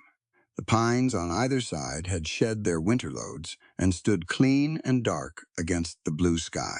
Water was running somewhere close on the left, she could hear it. The particular music of moving water after weeks of frozen silence. She had forgotten what it sounded like. She stopped on the trail and just listened for a moment. Thad was already 3 paces ahead before he noticed she'd stopped. He turned back and looked at her, then at the trees, then understood. He waited. She took a breath and let it out slowly. Then she walked on. They reached Black Creek at mid-morning. It was running, clear and fast over its rock bottom, the ice along the banks broken up and pushed to the sides in jagged plates that caught the light. The crossing Thad used was a series of flat stones he'd placed himself, half submerged but still viable. He went across first, testing each stone, then turned back and extended a hand. She crossed without it, but she appreciated the offer. The trap line ran northeast along the creek's east bank. They worked it methodically, Thad resetting each snare, while Hesper handled the wire and the stakes, handing him what he needed when he needed it. They developed this efficiency over the weeks of shared work in the cabin, reading each other's movements, anticipating. She passed the wire before he asked for it. He moved the stake before she had to step around it. 2 snares had been sprung, both empty. A third had a marten. Thad dispatched it quickly and handed the canvas to Hesper, and she wrapped it without ceremony. The fallen timber was another quarter-mile up the trail. It was a big one, a pine, old growth, 3 feet across at the base, brought down by the weight of the ice storms sometime in January. It had fallen across the trail at about chest height, which meant the trail was effectively closed. Under the trunk, the snow was packed and icy. The branches on the upper side were a mess of smaller wood and old needles. Thad stood back and looked at it the way he always looked at a structural problem, reading the weight and the angles and the sequence of cuts needed. South end first, he said. Clear the branches, then cut through at the trail line. The trunk will roll down the slope once it's free. How long? Hour. Maybe less if the wood's dry enough to split clean. They went to work. It was good work, physical and clear, with a specific goal and a specific method. And the satisfaction of watching progress accumulate. Hesper took the smaller hatchet to the branches on the upper side, working from the thick end toward the trunk, clearing them down to stubs. Thad used the larger blade on the lower branches and then began the cut through the trunk itself. Long strokes, angled correctly for the grain. The creek ran below them. The sun was overhead. Somewhere up the canyon, a hawk was working the thermals, and they could hear it calling. Hesper worked her way along the upper side of the trunk and reached a section where the branches were thicker and older, and she had to plant her feet wide in the snow to get the angle she needed. She was focused on the cut. She was thinking about the grain and the angle and the fact that her left shoulder was reminding her of its history. She did not hear anything from the canyon above. The shot did. It cracked through the canyon with the flat authority of a long-range rifle, and Thad went sideways and down. He went into the creek, not the bank, the creek itself, breaking through the thin ice at the edge and into the fast freezing water. He went down hard, and the water took him 3 feet downstream before his hands found the rocks, and he stopped himself, and she could see him trying to get his feet under him, and the current and the cold fighting him for it. She was already moving. She dropped the hatchet and went down the bank and into the water to her knees, and grabbed his arm and pulled, and he got 1 foot under him, and then the other, and they came out of the creek together, both of them soaked from the waist down, and he was bleeding. The rifle shot had caught him in the left side, along the ribs. She could see the wound when she pulled his coat open. It had gone through the outer muscle at an angle, missing the ribs themselves, the kind of wound that looked catastrophic and was actually survivable if you didn't stand in a freezing creek for too long with it open. She had exactly enough time to register that before she heard the boots on the snow above them. She looked up. 2 men were coming down from the canyon rim. One was tall, dressed in dark canvas, with a clean-shaven face, and the particular unhurried movement of a man who has already decided how this ends. He had a repeating rifle across his arm, and he carried it the way you carry something you've used a great deal and have no unresolved questions about. The other was in deputy's dress, a badge pinned slightly crooked on his coat, the kind of crooked that said the badge was newer than the coat. He was younger. He had a revolver drawn. Hesper pulled Thad up the bank, and he got his feet under him properly. But he was losing blood, and the cold had already taken something from him, and he stayed on one knee in the snow, with his hand pressed to his side. The tall man stopped at the edge of the bank above them. He looked at them both with the specific quality of appraisal that has nothing personal in it. Corliss Vane, Thad said from the ground. His voice was level. Whatever the cold and the blood were doing, they weren't in his voice yet. Morrow. Vane tilted his head slightly in acknowledgement. You look cold. What's the warrant? Hesper said. Vane reached into his coat with his free hand and produced a folded document. He didn't unfold it. Bill of sale for one Hesper Quinn, late of Callaway County, Missouri. Remanded for transport to face charges in Kansas City. He tucked it away, backed by a bounty warrant administered through this deputy's office. The deputy with the crooked badge said nothing. Let me see the bill of sale, Hesper said. You'll see it in Kansas City. Phelan, Thad said. He had both hands in the snow now, braced. His breathing was controlled and deliberate. Phelan sold the warrant. Vane said nothing, which was its own answer. Hesper kept her eyes on Vane's. She was running calculations fast. The bill of sale wasn't legal. Phelan had no authority to issue one because she had never been legally his to sell. The bounty warrant might have language in it that sounded official, but a warrant administered through a territorial deputy and originating from a trading post operator was not the same thing as a federal warrant, and any circuit court judge would know that inside of 5 minutes. The problem was that Kansas City was not a circuit court, and getting there was the variable that made all the other calculations irrelevant. She also knew Vane was watching her do the math. She comes quietly, Vane said, addressing Thad now, which was itself a message. You bleed out in the snow. She fights, you bleed out faster. He paused. Or you both come in. Your call. Thad looked up at Vane. His jaw was tight with cold or pain or both. She goes nowhere on a forged warrant. It's not forged. The bill of sale is. Phelan had no legal authority. The courts can sort that out. Vane's voice was pleasant about it. In Kansas City, Thad made a move to get up. The deputy's revolver tracked to him, and he stopped. Vane looked at Hesper. She looked back at him. He reached into his coat again and produced a set of irons, wrist irons, linked by 8 inches of chain, well maintained, the ratchets oiled. He set them on the snow at the bank's edge. Simple enough, he said. You put those on and walk north with us. He gets to apply pressure to that wound and make his way to Walsh's place in the valley. Everybody lives through today. He paused. Or you don't put them on, and I put another shot through him, and then we have a different conversation. The creek ran below the bank. The hawk was still up there somewhere, circling. Hesper looked at Thad. He was looking at her. His hand was pressed against his side, and the blood had come through his fingers and was dark against the snow. His eyes were clear. He was not telling her anything with them, no instruction, no plea, no direction. He was just looking at her the way he'd been looking at her for 6 weeks, steady and present, and without any particular agenda behind it. She understood what he would not say, that she should run, that the trees were close and the canyon had angles a man on foot could use, that she'd been in this territory long enough to know which direction was south and which was the valley.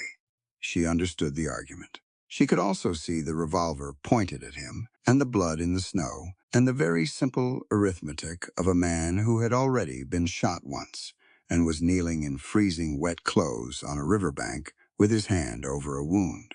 She stepped forward. She picked up the irons from the snow. Thad said her name, just her name, quiet and specific. "You'll get to Walsh," she said. She was not looking at him. She was looking at Vane. "You know the Valley Trail. You know where Walsh is. You go there." "Hesper, this is not your decision." She turned the irons over in her hands, looked at them, looked at Vane. "If I come quietly, he walks away." "That was the offer," Vane said. She locked her own wrists into the iron cuffs. The ratchet sound was loud in the canyon. The chain between the cuffs swung once and went still. Vane looked at Thad. "Get moving, Morrow. Walsh is 2 miles south. You know the way." The deputy came down the bank and took Hesper by the arm, not roughly, but with the firm grip of someone following a procedure, and steered her back up toward the canyon rim. She went without pulling against it. Pulling would give them a reason to do something she didn't want them to do. She looked back once. Thad was still on one knee in the snow. He had his hand on his rifle, which was in the snow where he dropped when the shot hit him. His eyes were on her. His jaw was set, and there was something working in his face, something she recognized from the night of the broken window. The same quality of a man conducting an internal inventory and not liking what he finds there. He was not going to charge up the bank and get himself killed. She needed him not to do that. She needed him mobile and clear-headed and making his way to Walsh. She held his look for one moment, and then she turned and went up the bank with the deputy's hand on her arm and the chain swinging between her wrists. Vane followed. The canyon closed around them as they went north. Below, the creek kept running. The ice plates along the bank caught the afternoon light and threw it back up in pieces white and cold and indifferent. The hawk was gone from the thermals, settled somewhere out of sight. The blood in the snow by the bank was already going dark at the edges. Thad put both hands in the snow and got his feet under him. He stood. It cost him something to do it. She would have known that without seeing it, but he did it. He picked up the rifle. He looked north up the canyon for one moment, at the place where the trail curved around the rock face and took them out of sight. Then he turned south. He walked. His footprints in the snow behind him were uneven. For the first 20 yards, the weight shifting, compensating, finding a rhythm that worked with what his body had left. But they straightened out. By the time the homestead was visible below, the prints were regular and deliberate and aimed directly at the valley trail. The blood dropped steadily into the snow all the way down the hill, but the footprints kept going. Corliss Vane's winter camp sat in a shallow rock depression about a mile north of Black Creek, sheltered on 3 sides by granite walls that cut the wind to almost nothing. It was a practical choice.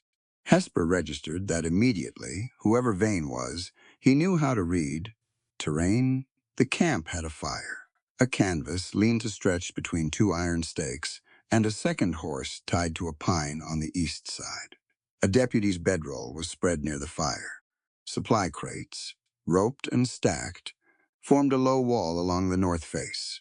They hadn't blindfolded her. She didn't think that was an accident.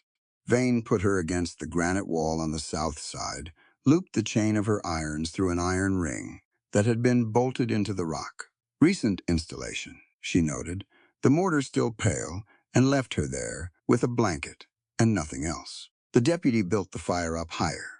Vane cleaned his rifle without talking. Hesper sat with her back against the cold granite and studied the camp. She was cold. Her feet had gone numb from the creek crossing and hadn't come all the way back yet. The iron cuffs were not cruel. They fit at the wrist without biting, but 8 inches of chain between them was 8 inches, and there was no position where that felt natural. She adjusted and kept her hands in her lap and looked at the fire and thought. Vane and the deputy ate. They didn't offer her anything, and she didn't ask. She used the time to listen. The deputy's name was Pruitt. She caught it from Vane, who used it once and then didn't again. Pruitt was somewhere in his late 20s, with a manner that said he hadn't been doing this long enough to have opinions about it yet. He did what Vane indicated and didn't ask questions. That was useful. A man who didn't ask questions had probably also not asked very many about the warrant he was carrying. Vane knew exactly what he was carrying. That was a different situation. She watched them across the fire. Vane ate methodically and cleaned his kit with the same unhurried precision he'd used on his rifle. He moved through the world like a man who had never once been surprised by it and had organized his life to keep things that way. He was not brutal, not the way the landlord in Callaway County had been brutal. He was something she almost found harder to deal with, purely transactional. She was cargo. The warrant was a bill of lading. The whole business was accounting. She needed to put a crack in that. She had three tools available: her literacy, her knowledge of territorial law, assembled over 6 weeks of reading every almanac, legal addendum, and printed statute Thad kept on his shelf, and the specific, observable tension between Vane and Pruitt that she'd been cataloging since they left the canyon. It was there. She hadn't imagined it. When Vane directed, Pruitt followed, but there was a quality to the following that wasn't entirely comfortable. Pruitt's eyes moved to the supply crates, sometimes in a particular way. He kept his own counsel on the split, she could tell. It was the split from the set of his jaw when Vane spoke about the Kansas City delivery. She waited until Vane went to check the horse on the east side. "Deputy Pruitt," she said. He looked over at her. "I'd like to understand the warrant," she said. Her voice was the teacher's voice, clear and specific and without heat in it. "I have a right to know the charges." He was quiet for a moment. Then he reached inside his coat and pulled out a folded paper and held it up without bringing it closer. "Murder one. Callaway County." Under whose authority was the warrant issued? "County Sheriff." Forwarded to Territorial. "Which county sheriff?" A pause. "Harmon. Out of Fulton." "Sheriff Harmon retired in August of 1872, she said. "His office was dissolved pending restructuring. Any warrant issued after July of that year under his signature is not valid under the territorial extradition. Compact, Article 9. She let that settle for a moment. That compact requires current office verification. Harmon's office doesn't exist anymore, which means the paper you're holding is not extraditable to Kansas City. It's extraditable to Callaway County if there's a current office holder who'll affirm it, and if not, it's nothing." Pruitt stared at her. "You should look at the date on that warrant," she said. He looked down at it. She watched him read. She could see the moment he found. What she was talking about, the slight shift in his expression. The particular quality of a man rereading something that meant something different the second time. He folded it and put it away. He didn't say anything else, but he'd heard her. Vane came back from the east side, and the conversation closed. He looked at Hesper against the wall, then at Pruitt, and something moved behind his eyes. Quick, professional, the read of a man who was good at reading rooms. He didn't ask what they'd been talking about. That night they gave her the blanket and the granite wall. Vane slept across the camp near the horses.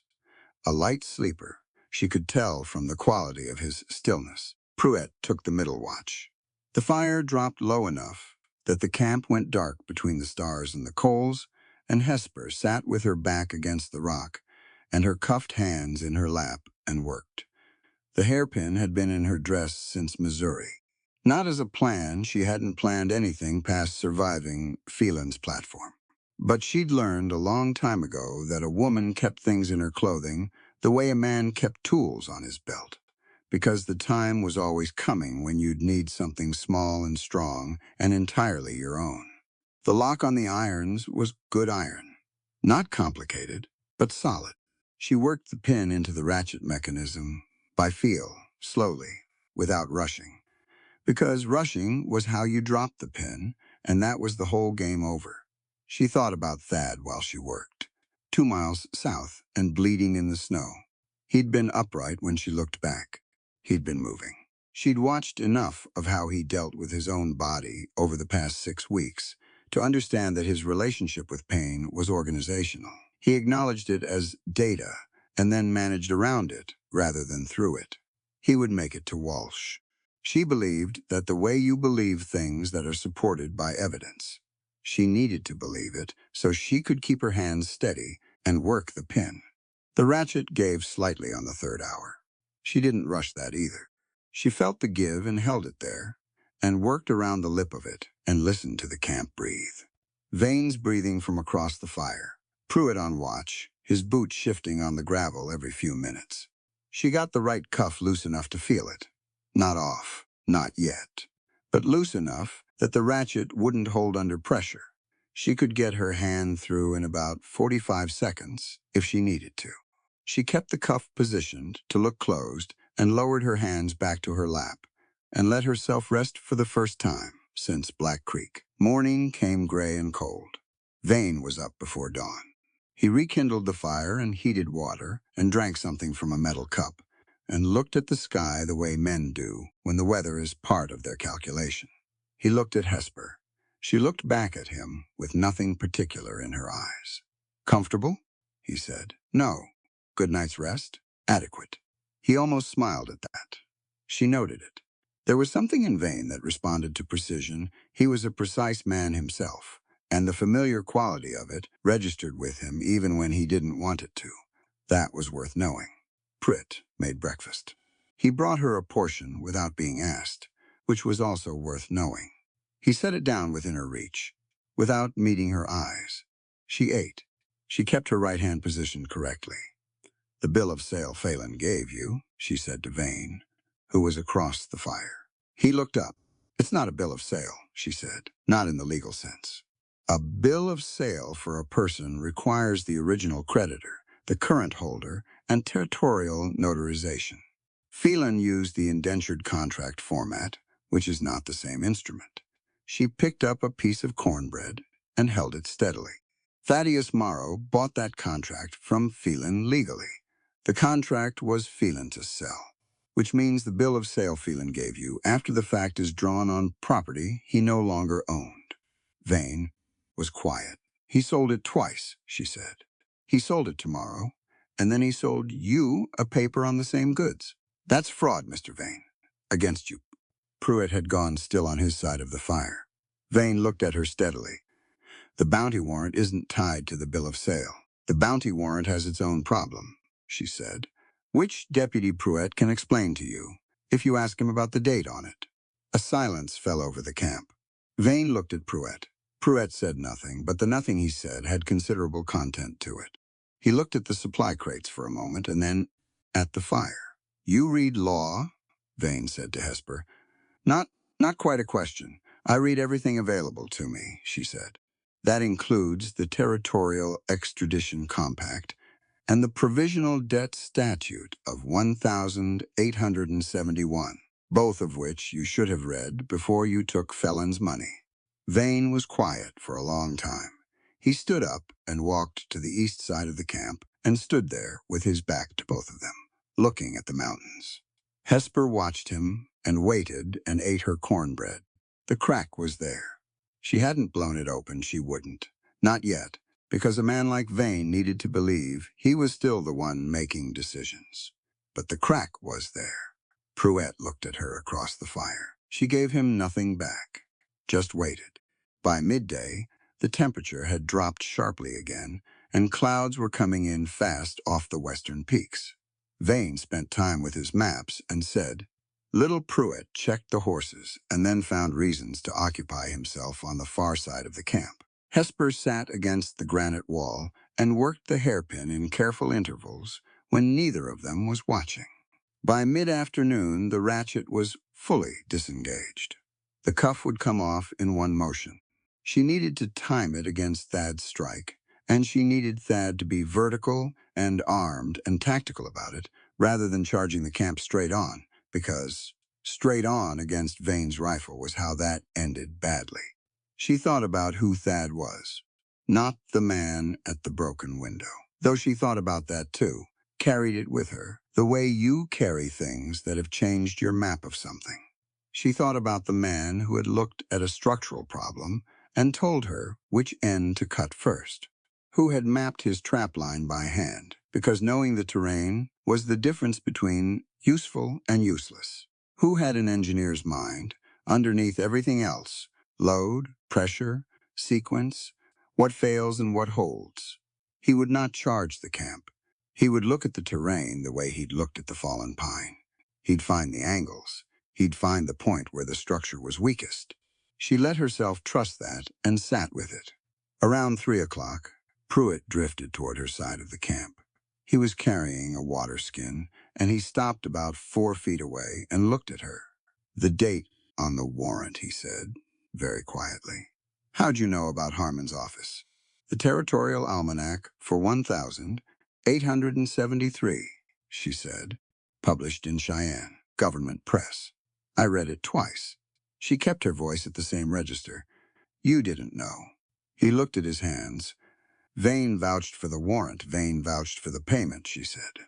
"That's not the same thing." Pruitt was quiet for a moment.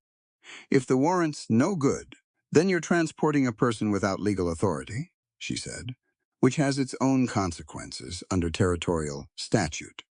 She let him sit with that. "Or you're the deputy who discovered the fraud and reported it to the circuit court in Cheyenne. Those are two different futures." He looked at her. He was thinking. She could see it. She didn't push. Pushing was the wrong tool here. She just gave him the information and let him do what men do when they have accurate information and a functioning conscience, which was, in her experience, the right thing, eventually, provided nobody applied pressure in the wrong direction. She went back to looking at the fire. Evening came down fast. Vane built the fire up again, and the camp settled into its nighttime arrangement. And Hesper sat against the wall and waited. She was cold. She was tired. Her feet had gone numb again, and the granite at her back had taken all the warmth out of her coat in the hours since afternoon.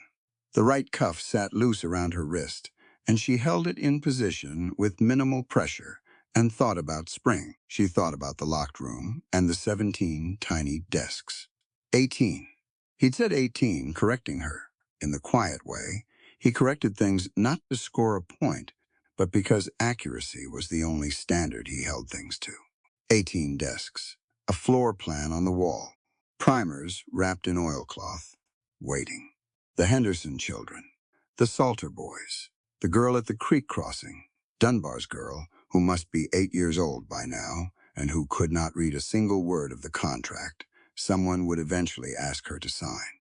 That was what it was for. All of it. The locked room and the carved desks, and 6 weeks in a cabin in a blizzard, reading territorial almanacs because her hands needed something to do. She was ready. She just needed to get out of this camp in one piece. She heard it before she saw anything. A sound that shouldn't have been there, small and wrong. The shift of snow off a pine branch well above the camp's north wall. She knew that sound. She'd lived 6 weeks in the Bitterroot, and she knew the difference between wind weight coming off a branch and weight coming off a branch because something had moved through the tree. She looked at Vane. He hadn't heard it. She looked at Pruitt.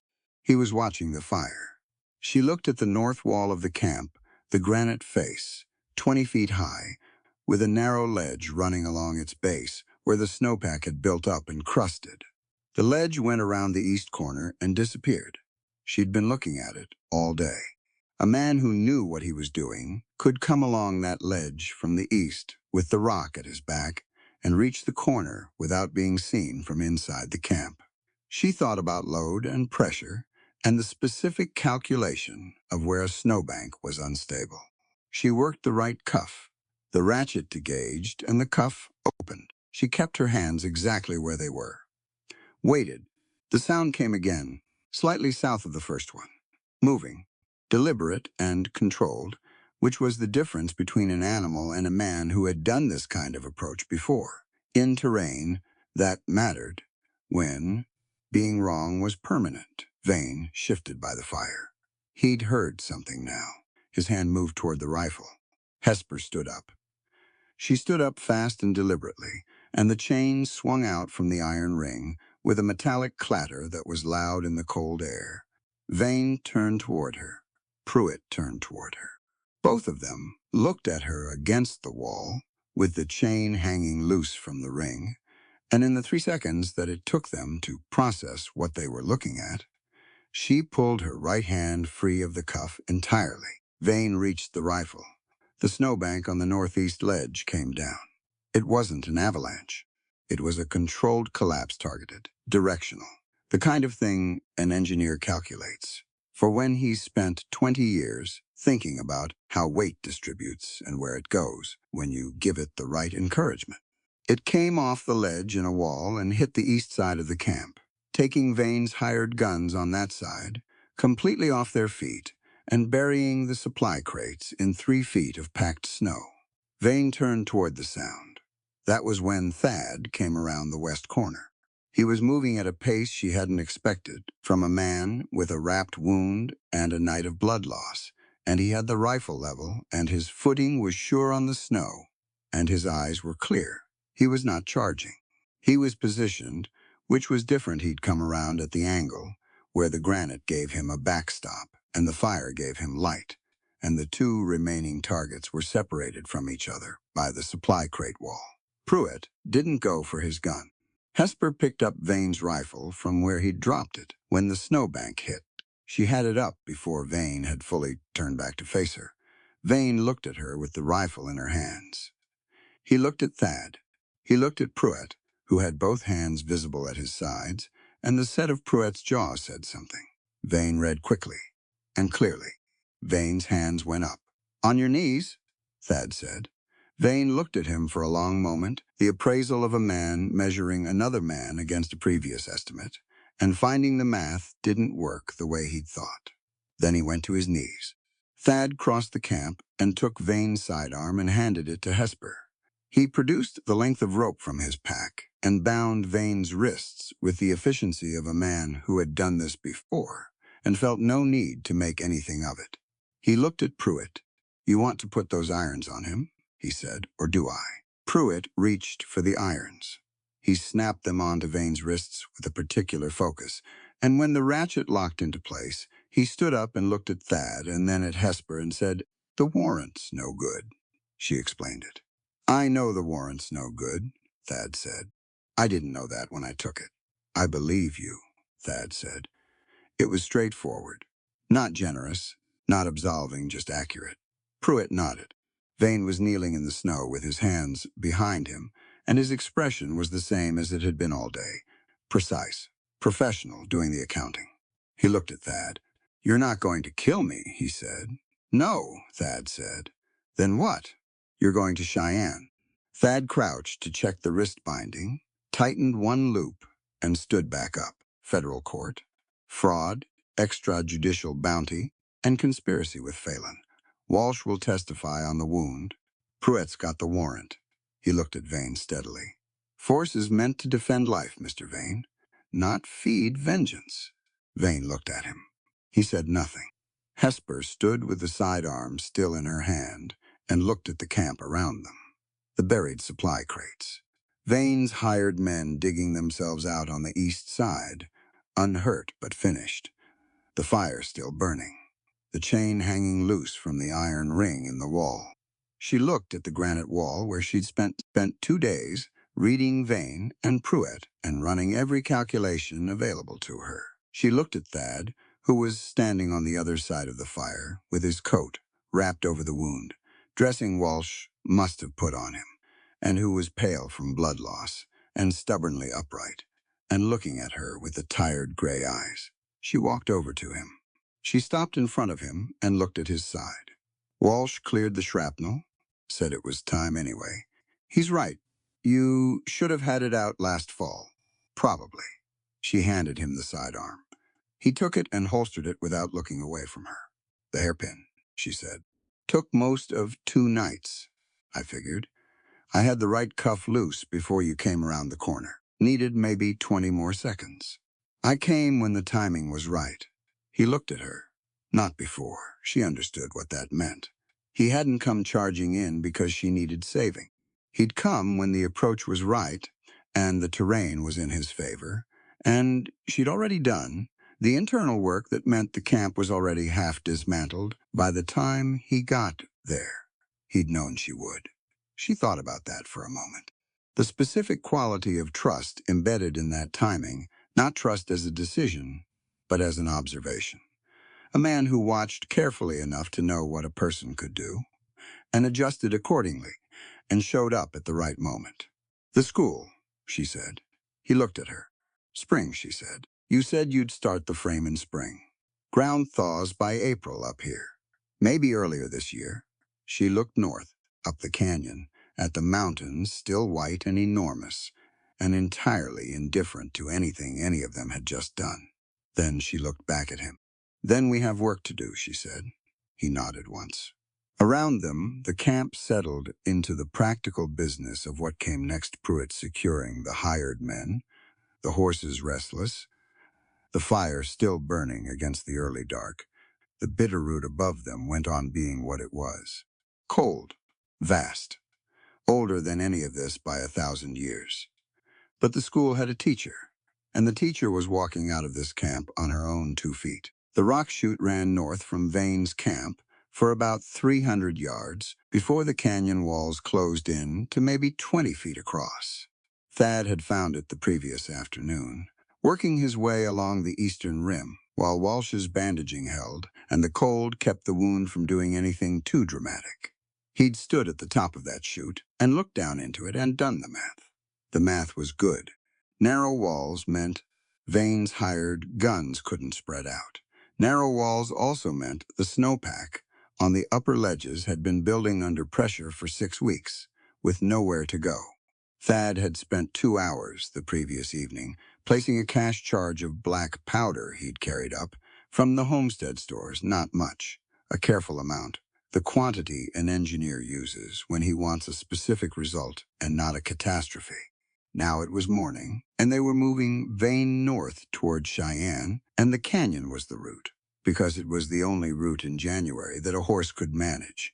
And Vane knew that, and Thad knew that, Vane knew that. What Vane didn't know was the charge in the rock above the chute's midpoint. Pruitt rode at the front, with Vane in irons behind him. 2 of Vane's hired men walked on foot. The third had a twisted ankle from the snowbank and was staying at camp. Hesper was behind them on the second horse, and Thad was last, moving on foot because the horse's gait did things to the wound he wasn't going to complain about, but also wasn't going to volunteer for. They were 40 yards into the chute when Vane made his calculation. She felt it before it happened. A quality of stillness from the front of the line that was different from regular stillness. Then Vane's horse moved sideways, and Pruitt's horse shied left, and one of the hired men on foot went for something at his belt. Hesper pulled her horse hard right into the canyon wall. Behind her, Thad had already stopped moving. Vane's second hired man had gotten around behind Pruitt. Somehow she hadn't seen it happen. It had happened in the 3 seconds. She'd been watching the man at the belt, and now he had Pruitt's revolver, and Pruitt's arm twisted behind him and was backing toward the north end of the chute. Off the horse, the man said to Hesper. He had a Missouri accent and no particular expression. Vane was very still on his horse. His hands were still in the irons. He looked at Thad at the back of the line. You planned this wrong, Morrow. Should have taken the valley route. I know, Thad said. That gave Vane exactly 1 second of confusion. Just one. Thad lit the fuse. He'd had it in his left hand since they entered the chute. 12 inches of safety cord. Long enough to give them margin. He touched it to the small steel striker he carried in his coat pocket, and the fuse caught, and he dropped it on the snow and walked backward fast. Get down, he said to Hesper. She was already off the horse. The charge blew at the midpoint of the chute's upper left wall, a flat, hard crack that was nothing like the sound of a rifle, and everything like the sound of something structural failing all at once. Rock and snow came off the ledge in a directed mass, not falling straight down, but angling out across the chute's width, hitting the canyon floor in a line that ran from the midpoint to about 10 yards north. It cut the chute in 2. The hired man with Pruitt's revolver went sideways into the wall and lost his footing and lost Pruitt's arm with it. Pruitt hit the snow flat and stayed there. The Missouri man on foot ran and got 3 steps and tripped in the debris and went down. Vane's horse reared and came back down, and Vane stayed in the saddle with his bound hands, which was either horsemanship or stubbornness, probably both. The chute filled with white dust, and the echo of the blast ran up the canyon walls and came back down in layers. Hesper had the hunting rifle up. She'd pulled it from the saddle scabbard on the way down from the horse. She was on one knee in the snow at the canyon wall, and she had the crooked deputy, the one who'd been working his way back along the east wall. During the confusion, the one Thad couldn't see from his position centered in her sights. He had his gun up. He was aiming at Thad's blind side. She shot him in the shoulder. Not to kill. She'd made that calculation fast and clean the angle, the distance, the need for him to drop the gun without dropping permanently. The shoulder. He went back into the wall, and the gun hit the snow, and he sat down hard and stayed sitting, making noise about it. Thad came through the debris. He came around the rock and snow pile at the midpoint of the chute, at a pace that did nothing good for the wound. She could see it in the set of his jaw, and he went straight for Vane. Vane had gotten his horse turned and was working the reins with his bound hands, looking for an angle north. But the debris had closed the chute, and there was no north. Thad reached up and took Vane off the horse. He didn't throw him. He simply took hold of the front of his coat with both hands and brought him down to the ground level and held him against the canyon wall. Vane tried to get his feet under him and push off, and Thad leaned his weight into it, and Vane stopped. Vane looked up at him. He was not afraid, exactly, but he was still, and Vane being still without it, being his own decision, was new. "It's over," Thad said. "Shoot me or don't." Vane said, "Get it done." Thad looked at him for a long moment. The dust was still settling. Somewhere behind them, the Missouri man was getting to his feet in the debris. Pruitt was up and had recovered his revolver and had the man covered. The deputy in the shoulder was still sitting against the wall and had stopped making noise about it, which meant he'd gotten to a place where anger was winning over shock. "I'm not going to shoot you," Thad said. "Then what are you standing here for? Watching you understand that you lost." Vane's jaw went tight. "Phelan sold you a fraud," Thad said. "Warrant's no good. Bill of sale's no good. You've got a dead employer and a federal assault charge, and you're standing in a canyon in January with your hands in irons." He held Vane's look. "You want to keep fighting that, you'll find something to fight. But you'll find it in Cheyenne, in front of a judge, not in this canyon." He stepped back. Vane stood against the wall. He looked at the debris pile blocking the north end of the chute. He looked at Pruitt with the revolver. He looked at Hesper, who was still on one knee with the hunting rifle, and whose expression said she'd made one good calculation already this morning and had capacity for more. Vane said nothing. He walked to the south end of the chute and sat down on a flat rock and put his bound hands on his knees and looked at the canyon wall. Done. He didn't perform surrender, and he didn't rage about it. He just stopped, the way a precise man stops when the accounting no longer works. Thad exhaled. He was against the canyon wall himself now. His right hand pressed against his left side, and his color had gone in a direction that wasn't encouraging. Hesper was beside him before she'd fully decided to move. "How bad?" she said. "Manageable." She looked at his hand over the wound. "Walsh's dressing held? Mostly. Mostly is not held. It's held enough to get us to the valley." He took a careful breath. "Pruitt can take Vane and the others into Cheyenne. Walsh is in the valley. He'll want another look at this anyway." She looked at him steadily. "You walked up the canyon wall in the dark with a powder charge and a wound from yesterday. The terrain was good." "Thad." He met her eyes. It worked. She looked at his face. The scarred side and the unscarred side, and the gray eyes that were tired in a new way, but clear, still that present quality she'd been reading for 6 weeks. She had nothing to say to the fact that he'd done what he'd done. She knew why he'd done it, and she knew he'd known the cost going in and made the decision anyway, and arguing with that now was a waste of both their time. She turned back to the chute. "Pruitt," she said, "can you manage them to Cheyenne?" Pruitt looked at the Missouri man and the sitting deputy and Vane on his rock. He did a brief inventory of his resources.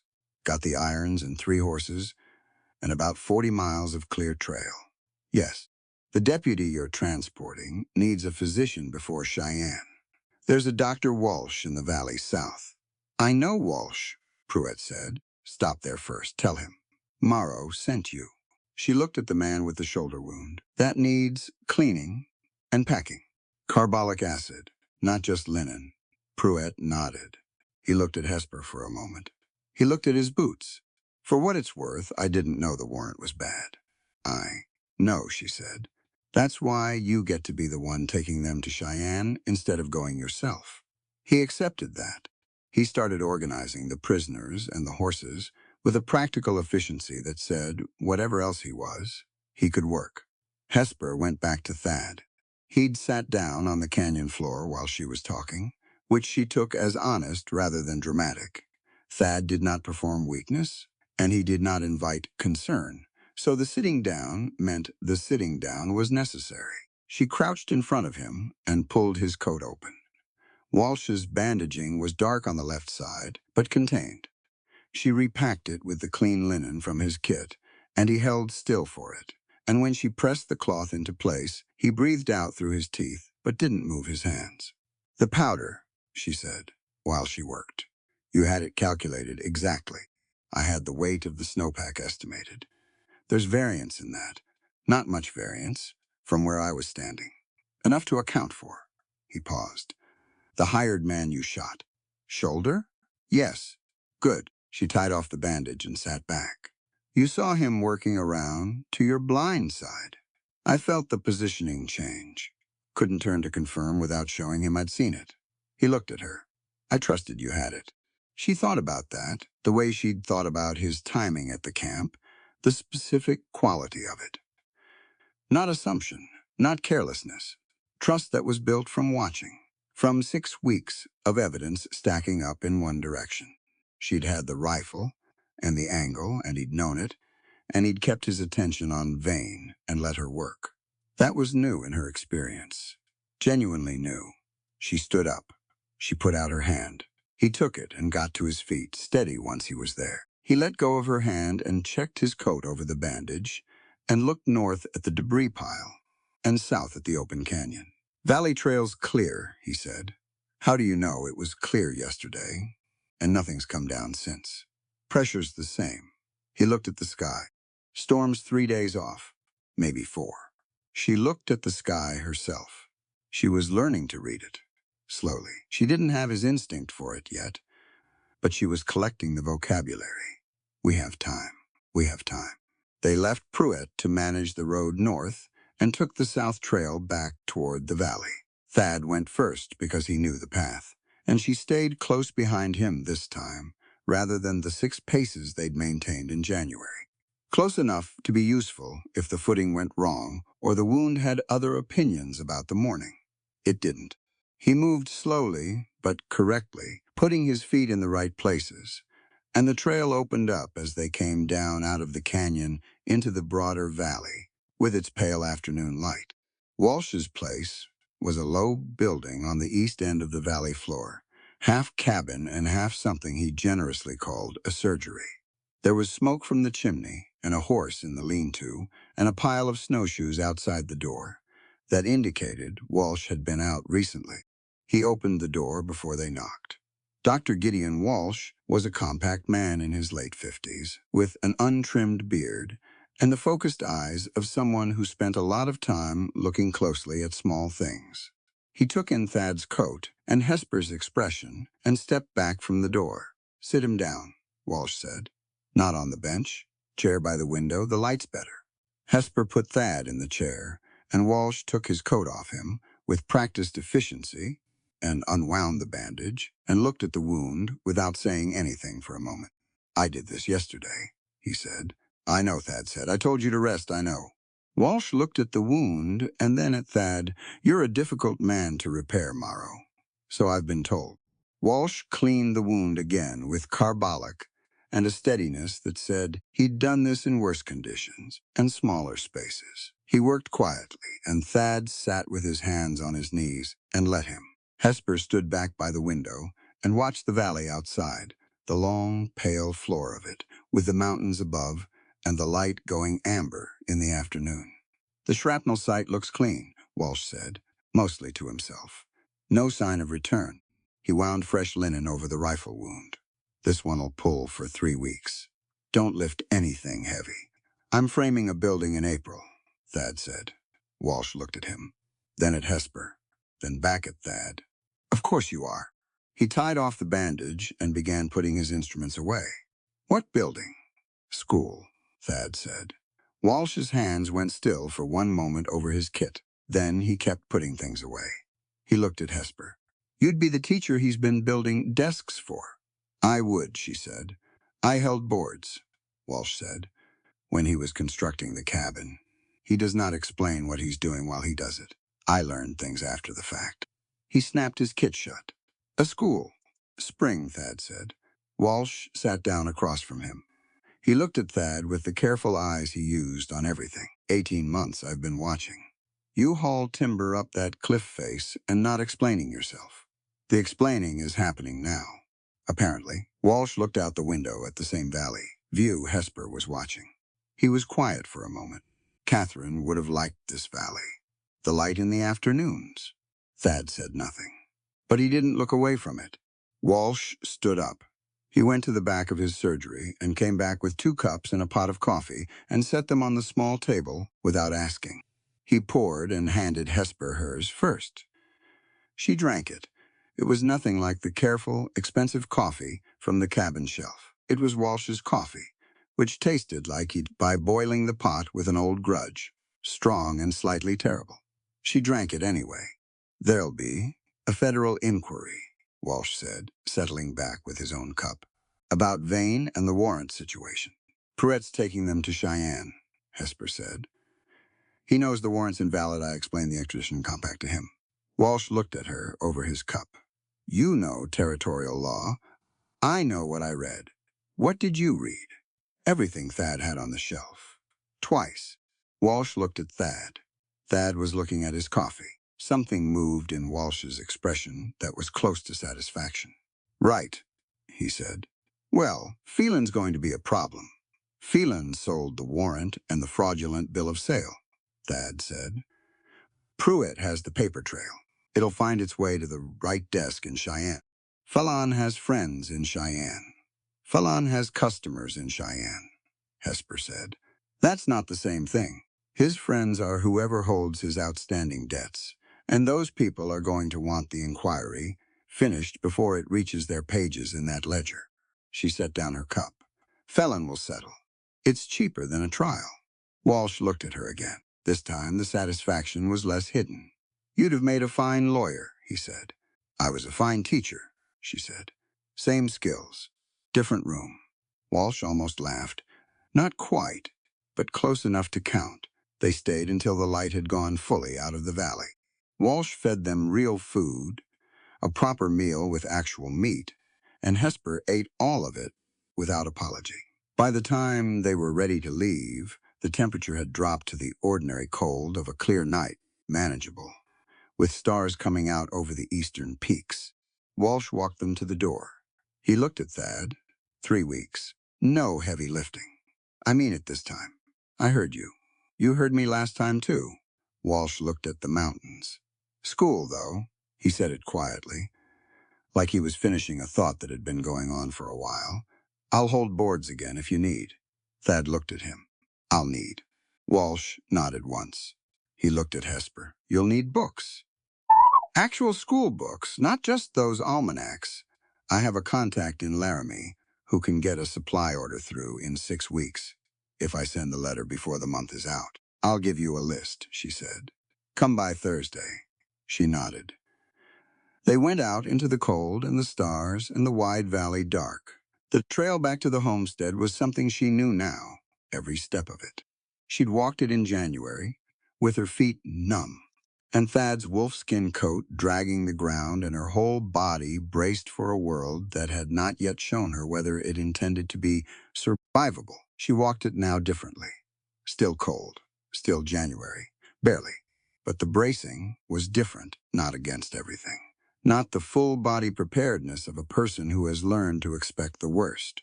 She was still watchful. She probably always would be. But watchful and braced were not the same thing. Thad was beside her instead of ahead. They'd settled into that without discussing it, somewhere on the valley floor. Walsh will testify, she said. He'll testify. He paused. He's been waiting for an excuse to say something about Phelan for 2 years. Good. They walked. The homestead lights were visible below the cliff face when he spoke again. The circuit judge, he said. He comes through in spring, March, maybe April. She looked at him. Before the frame goes up. Before or during. He could hear your case properly, clear the warrant for good. He was looking at the homestead. Pruitt'll have the documentation from Cheyenne. By then, if the post runs clean. She thought about a piece of paper with her name on it and the word cleared written across the top of it. She'd thought about that paper, in the abstract for a long time, what it would feel like to stop being a fugitive and start being a person again, with all the ordinary weight that came with that. It felt, thinking about it here in the dark with the stars above and the homestead below, less like relief and more like space. Just space. Room to move in. She was going to need room to move in. Spring, she said. Spring, he agreed. They went down to the homestead. He started the fire without asking. She put the coffee on. He sat against the wall because Walsh had told him to sit down, and for once in his life, he was going to listen to Walsh, and she sat in her chair and looked at the fire. The room held its warmth.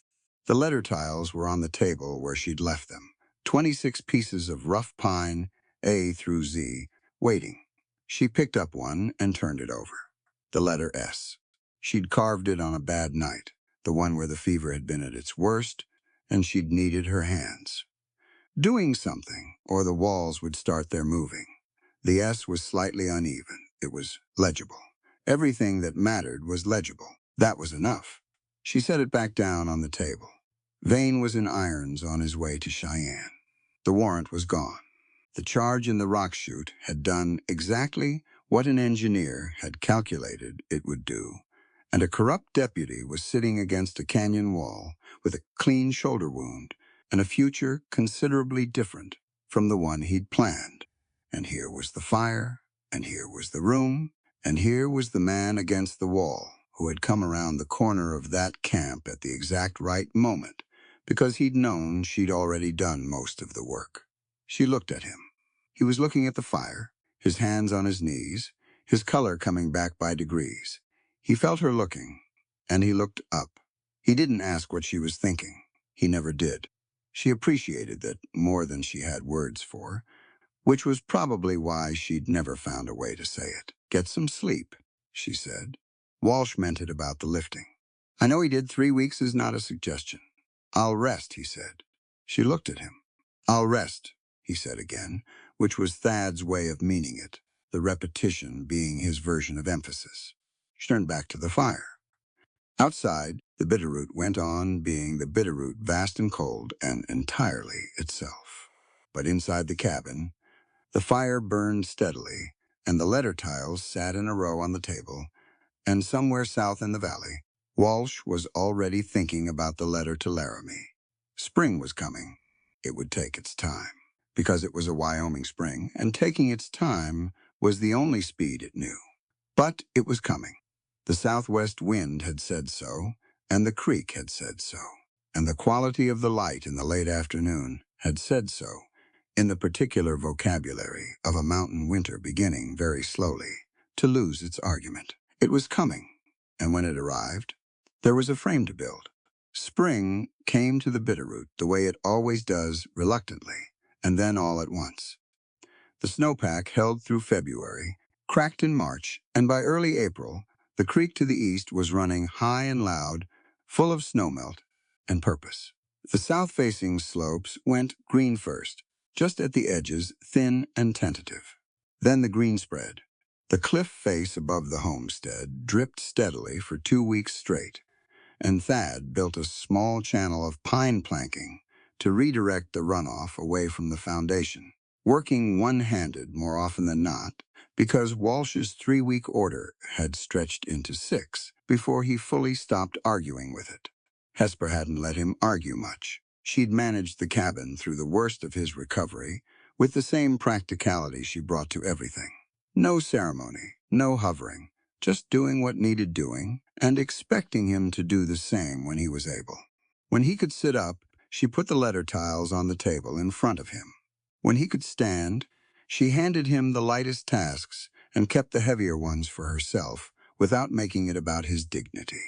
He noticed. He didn't thank her for it. She didn't want him to. By late March, he was carrying wood again, and by early April, he was at the locked room, the door standing open now permanently, taking inventory 18 desks. He'd been right about that. Hesper had counted wrong because she'd been looking at them in the dark, with her heart going faster than she'd have admitted.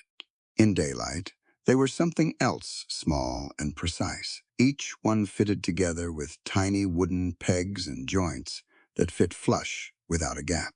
She'd seen furniture made by cabinet makers in St. Louis that wasn't done as carefully. She picked one up and set it down again. "You need a floor first," she said. Thad was looking at the floor plan on the wall. Poured foundation. 2 days of work if the ground's fully thawed. Is it? He crouched and pressed his palm to the dirt floor of the storage room, the way she'd seen him press his hand to other things, always testing, always measuring. Another week. Maybe 10 days. Then we have time to get the lumber ordered. He stood and looked at her. Walsh sent the letter to Laramie 3 weeks ago. Books should arrive with the spring freight. She was already calculating. If the freight runs on schedule, we'll have them before the frame is up. He nodded.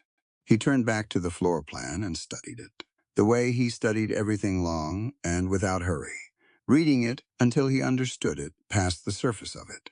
She watched him. She'd been doing that less deliberately lately. In January, it had been a survival habit, tracking his movements, reading his face, running the ongoing calculation of safe or not safe. She'd never fully stopped. But somewhere in the weeks between the canyon and the thaw, the calculation had changed. It wasn't about safe anymore. It was just that he was worth watching. She went outside to check on the lumber list she'd been drafting, and she didn't examine that thought any further. Walsh came up from the valley the second week of April, leading a mule loaded with what he called supplies and what turned out to be half a library. He unloaded it at the cabin door with the efficiency of a man who had made this trip before and intended to make it again. Laramie freight was early, he said. McGinley held the school order separate from the general post. Good man, McGinley. Hesper went through the crates on the ground outside the door. Primers, arithmetic texts, a geography reader, new edition. Slates, a full set 12, packed in straw. Chalk. 2 large format alphabet charts, rolled in canvas. She sat back on her heels and looked at the crates. Walsh was watching her. He had a habit of watching things without announcing it, which she'd come to understand was how he'd kept himself informed about the world for 50-some years. "You all right?" he said. Yes. She picked up one of the primers and opened it. The pages were clean and tight, fresh ink unread. "Yes, I'm fine." She stood and carried the primer inside and set it on the table next to the letter tiles, and she stood there for a moment with her hand on the cover. These were real. This was real. Not the plan of it, not the room with the desks wrapped in oilcloth. The actual thing. She took a breath and went back outside to help with the rest of the unloading. Thad had already started on the foundation by the time Walsh arrived. He'd staked out the dimensions on the slope east of the homestead, a flattish bench of ground that got morning light on 3 sides, the same bench he'd marked in pencil on the floor plan. Walsh looked at the stakes and then at Thad. "That's a bigger footprint than I expected. 1 room, 24 feet by 30. Thad drove a stake more precisely into the ground. "I had 32 students in Missouri," Hesper said from behind them. "We'll want room to grow." Both men looked at her. She looked back at them without any particular expression. Walsh made a sound that wasn't quite a laugh. He took off his coat and rolled up his sleeves. "What do you need me to hold?" They broke ground on a Tuesday.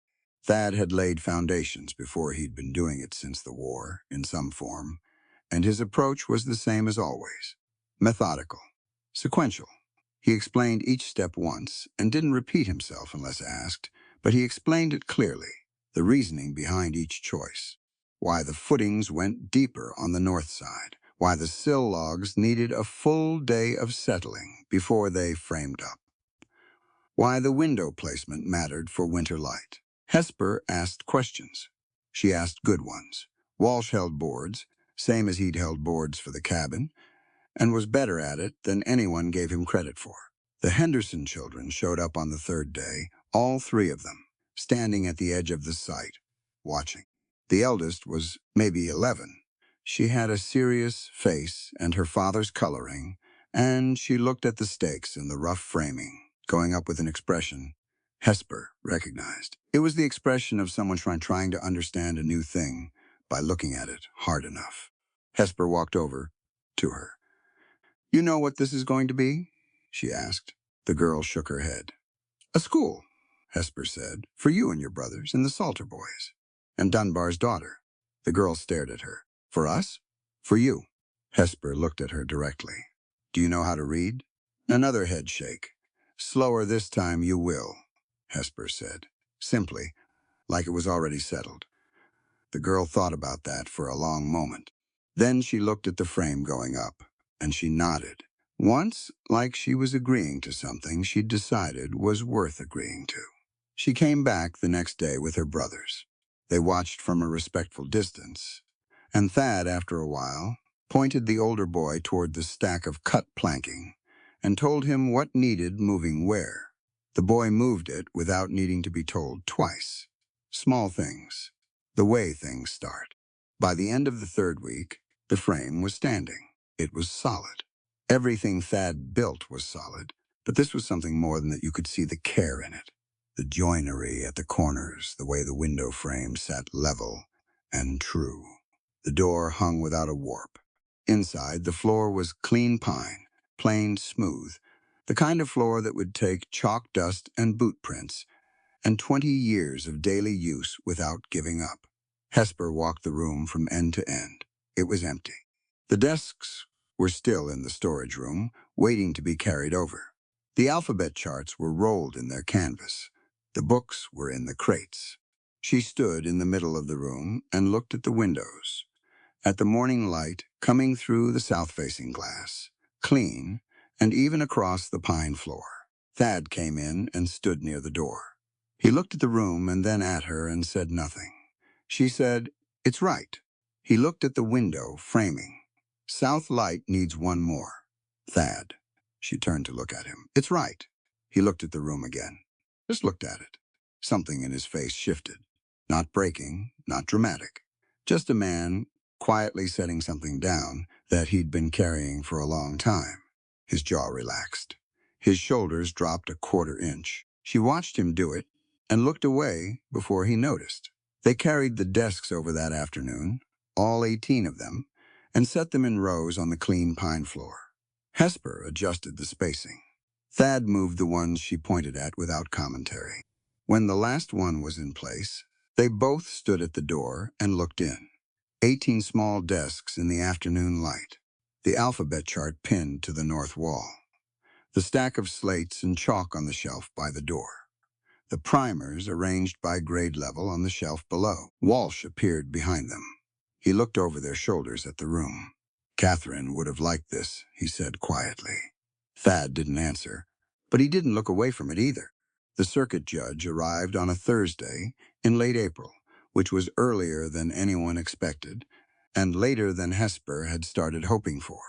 Judge Amos Trent was a small, dry man with reading spectacles and the patience of someone who had seen most of what people were capable of and had organized his response to it accordingly. He came with a court recorder and a saddlebag full of documents, and he set up in Phelan's trading post, which was the largest indoor space in the valley, because that was what circuit judges did, and the irony of the location was not lost on anyone present. The valley had turned out for it. The Hendersons were there, the Salters, Dunbar and his daughter, who held her father's hand and watched the proceedings with the same serious expression she'd had at the schoolhouse door. Walsh sat in the front corner with his arms folded. Pruitt had ridden down from Cheyenne with the documentation, the invalidated warrant, the fraud findings against Phelan, the deposition that had taken Vane's professional license, and a substantial portion of his freedom. Phelan was present. He sat behind his counter in his usual position, but his ledger was closed, and his eyes were watchful in a way they hadn't been before. He had settled as Hesper had predicted, cheaper than a trial. The settlement terms included a formal restitution filing that would take years to fully process, and that would sit in his record like a stone in a boot for the rest of his operating life. She was all right with that. The hearing itself was straightforward. Trent had read the documentation from Cheyenne before he arrived. He asked Hesper 3 questions, all specific, all about the events in Callaway County. She answered them the same way. She answered everything directly, without ornament, with the facts in the order they had happened. Trent wrote something in his record. Then he looked up and said, "The warrant issued under the former office of Sheriff Harmon is hereby found invalid under Article 9 of the Territorial Extradition Compact. The charges against Hesper Quinn of Callaway County, Missouri, are dismissed for jurisdictional defect. This court finds no surviving legal claim against the person of Hesper Quinn in this territory or any territory served by this circuit." He put his pen down. That was it. That was the whole of it. Hesper stood in the middle of Phelan's trading post, and she felt the change as a physical thing, not relief exactly. More like the removal of pressure she'd gotten so used to carrying that she'd stopped feeling it as separate from herself. It had just been part of how she moved through the world. Now it wasn't, she breathed. Walsh was watching her from his corner. He gave her a small nod. After the hearing, while Trent was speaking with the recorder, one of the women from the valley, Mrs. Henderson, came and pressed Hesper's hand briefly and said something quiet that Hesper would remember for a long time. Then she went back to her family. The contract burning was Hesper's idea. She brought both documents to the gathering, outside the trading post, the fraudulent bride contract and the bounty sheets, and she held them over the fire someone had built against the afternoon chill. She didn't make a speech. She wasn't the speech-making kind. She just held them there until they caught, and then she let them go, and she watched the paper curl and blacken and become nothing. There was a sound from the gathered people. Not loud, just a collective exhale. The sound of a room when something that was wrong is no longer there. Thad was beside her when she turned away from the fire. He'd been standing back, as he generally stood present, but not pushing into the center of things. He looked at the fire, and then at her face. She looked at his hands, the scarred one and the less scared one, both at his sides, both open. She thought about what those hands had built, the cabin with its squared window frames and its post and beam precision, the 18 small desks with their wooden peg joinery, no iron nails, no harsh edges. The foundation set deep on the north side where the cold came in hardest, the channel of pine planking that redirected the snow melt away from where it would cause damage. Building, not breaking, that had been the choice, made over and over, in the practical daily language of a man who didn't have much other kind. He clasped her hands, both of them, his big scarred hands around hers, warm from the fire, steady. He held them without squeezing, without any particular force in it, just held them. "You are not my possession," he said, quietly to her, not to the room. "And I do not own your horizon." He looked at her directly, the tired gray eyes that weren't tired the same way anymore. "But as long as these hands have strength, they will labor beside yours." She looked at him for a moment. She reached up and put her hand against his face, the scarred side, the tight, pale skin along his jaw, the scar that pulled slightly at the corner of his mouth. He went very still. She felt the stillness he was letting her do this, which cost him something. She understood that. Being held was its own kind of difficulty for a man who had spent years alone on a cliff face. "You were never a monster, Thad," she said. "You are my shelter." He put his hand over hers, held it against his face for a moment. Then he lowered both their hands and kept holding hers. Around them, The valley went on in its ordinary way. Children ran between the adults. The Henderson girl had found Dunbar's daughter and was talking at her with great energy about something. Walsh was arguing with Pruitt about the ride back to Cheyenne, and Pruitt was losing the argument with good grace. The schoolhouse sat on its bench east of the homestead, bright in the afternoon light. The door was open. Someone had put a pine branch above the frame, green and fragrant. The way people mark new things in places where there's no formal ceremony for it. Hesper looked at it. The day after next would be Monday. She'd told the Henderson girl to come at 8 o'clock, and to bring her brothers, and to tell the Salter boys, and to tell Dunbar's daughter. She'd said this with the particular clarity she'd used every time she'd said something important, the teacher's voice. Clear and steady, the voice that expected to be believed. 8 o'clock Monday. Come as you are, bring what you have, which is nothing, and leave with something. That was what a schoolroom was for. That was what all of it had been for. From the primers wrapped in oilcloth to the letter tiles, carved on bad nights to the hairpin, she'd worked through a lock in the dark, the long chain of things that connected knowing how to read a warrant to knowing when a warrant was fraudulent to standing in front of a judge, and speaking plainly about what had happened and why. The girl in Callaway County. She didn't know where she was. She still didn't know, and probably never would.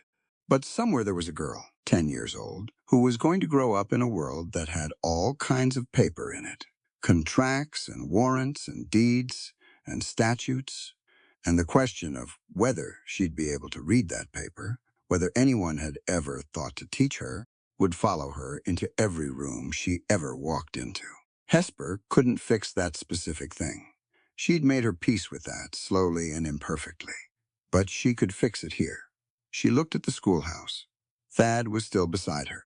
He'd followed her look east, toward the building, and he was looking at it with an expression she'd only seen a few times, usually when he didn't know she was watching. He was a man who kept things in by habit, and by nature, and by years of practice. But standing here, with the spring light on the valley and the door of the schoolhouse open, and the sound of the Henderson girl explaining something at considerable volume to Dunbar's daughter, standing here, he couldn't keep everything in. It was just on his face. She didn't say anything about it, but tightened her hand in his. He tightened back. Not much, just enough. The sun moved west, and the light on the schoolhouse shifted from direct to slant. The gold that comes in late afternoon on a clear spring day, warm on the pine planks, warm on the new window glass, catching the alphabet chart pinned inside, and throwing a pale rectangle of letters onto the floor. A through Z. 26 letters on a pine floor in the Bitterroot. Everything that mattered had started with that, with the ability to know what was written on the paper in front of you. To stand in front of a judge and say, this is wrong, and here's why, and I can prove it. To read the compact and the statute and the addendum and find the date on the warrant that changed everything.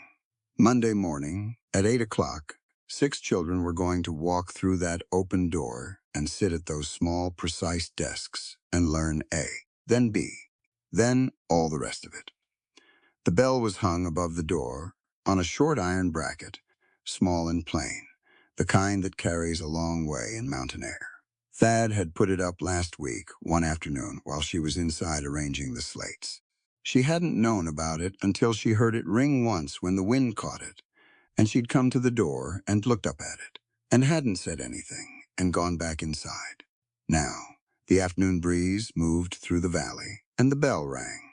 Once, clear and clean, up the hillside, and into the pines, out across the valley floor, past the creek and the granite faces, and all the cold miles of the Bitterroot. Then twice, the Henderson girl stopped talking and looked up at the sound. So did her brothers. Dunbar's daughter tilted her head. Hesper listened to it. Spring was here. The hard months were behind them, and more hard months were ahead, because that was the nature of this place, and she had no illusions about it. But they were here, and the school was here, and Monday was coming. She had work to do. She let go of Thad's hand and walked toward the schoolhouse to prop the door open properly against the afternoon wind, and behind her she heard his boots on the ground following, steady and unhurried, the way they always had been, not in front, not behind, just alongside. That was enough. That was, she had come to understand, exactly enough. The bell rang again in the mountain air, and the sound of it went out in every direction, and the valley received it, and the day held. This is a work of fiction. All characters, events, and locations are products of the author's imagination. Any resemblance to real persons, living or dead, or actual events is purely coincidental.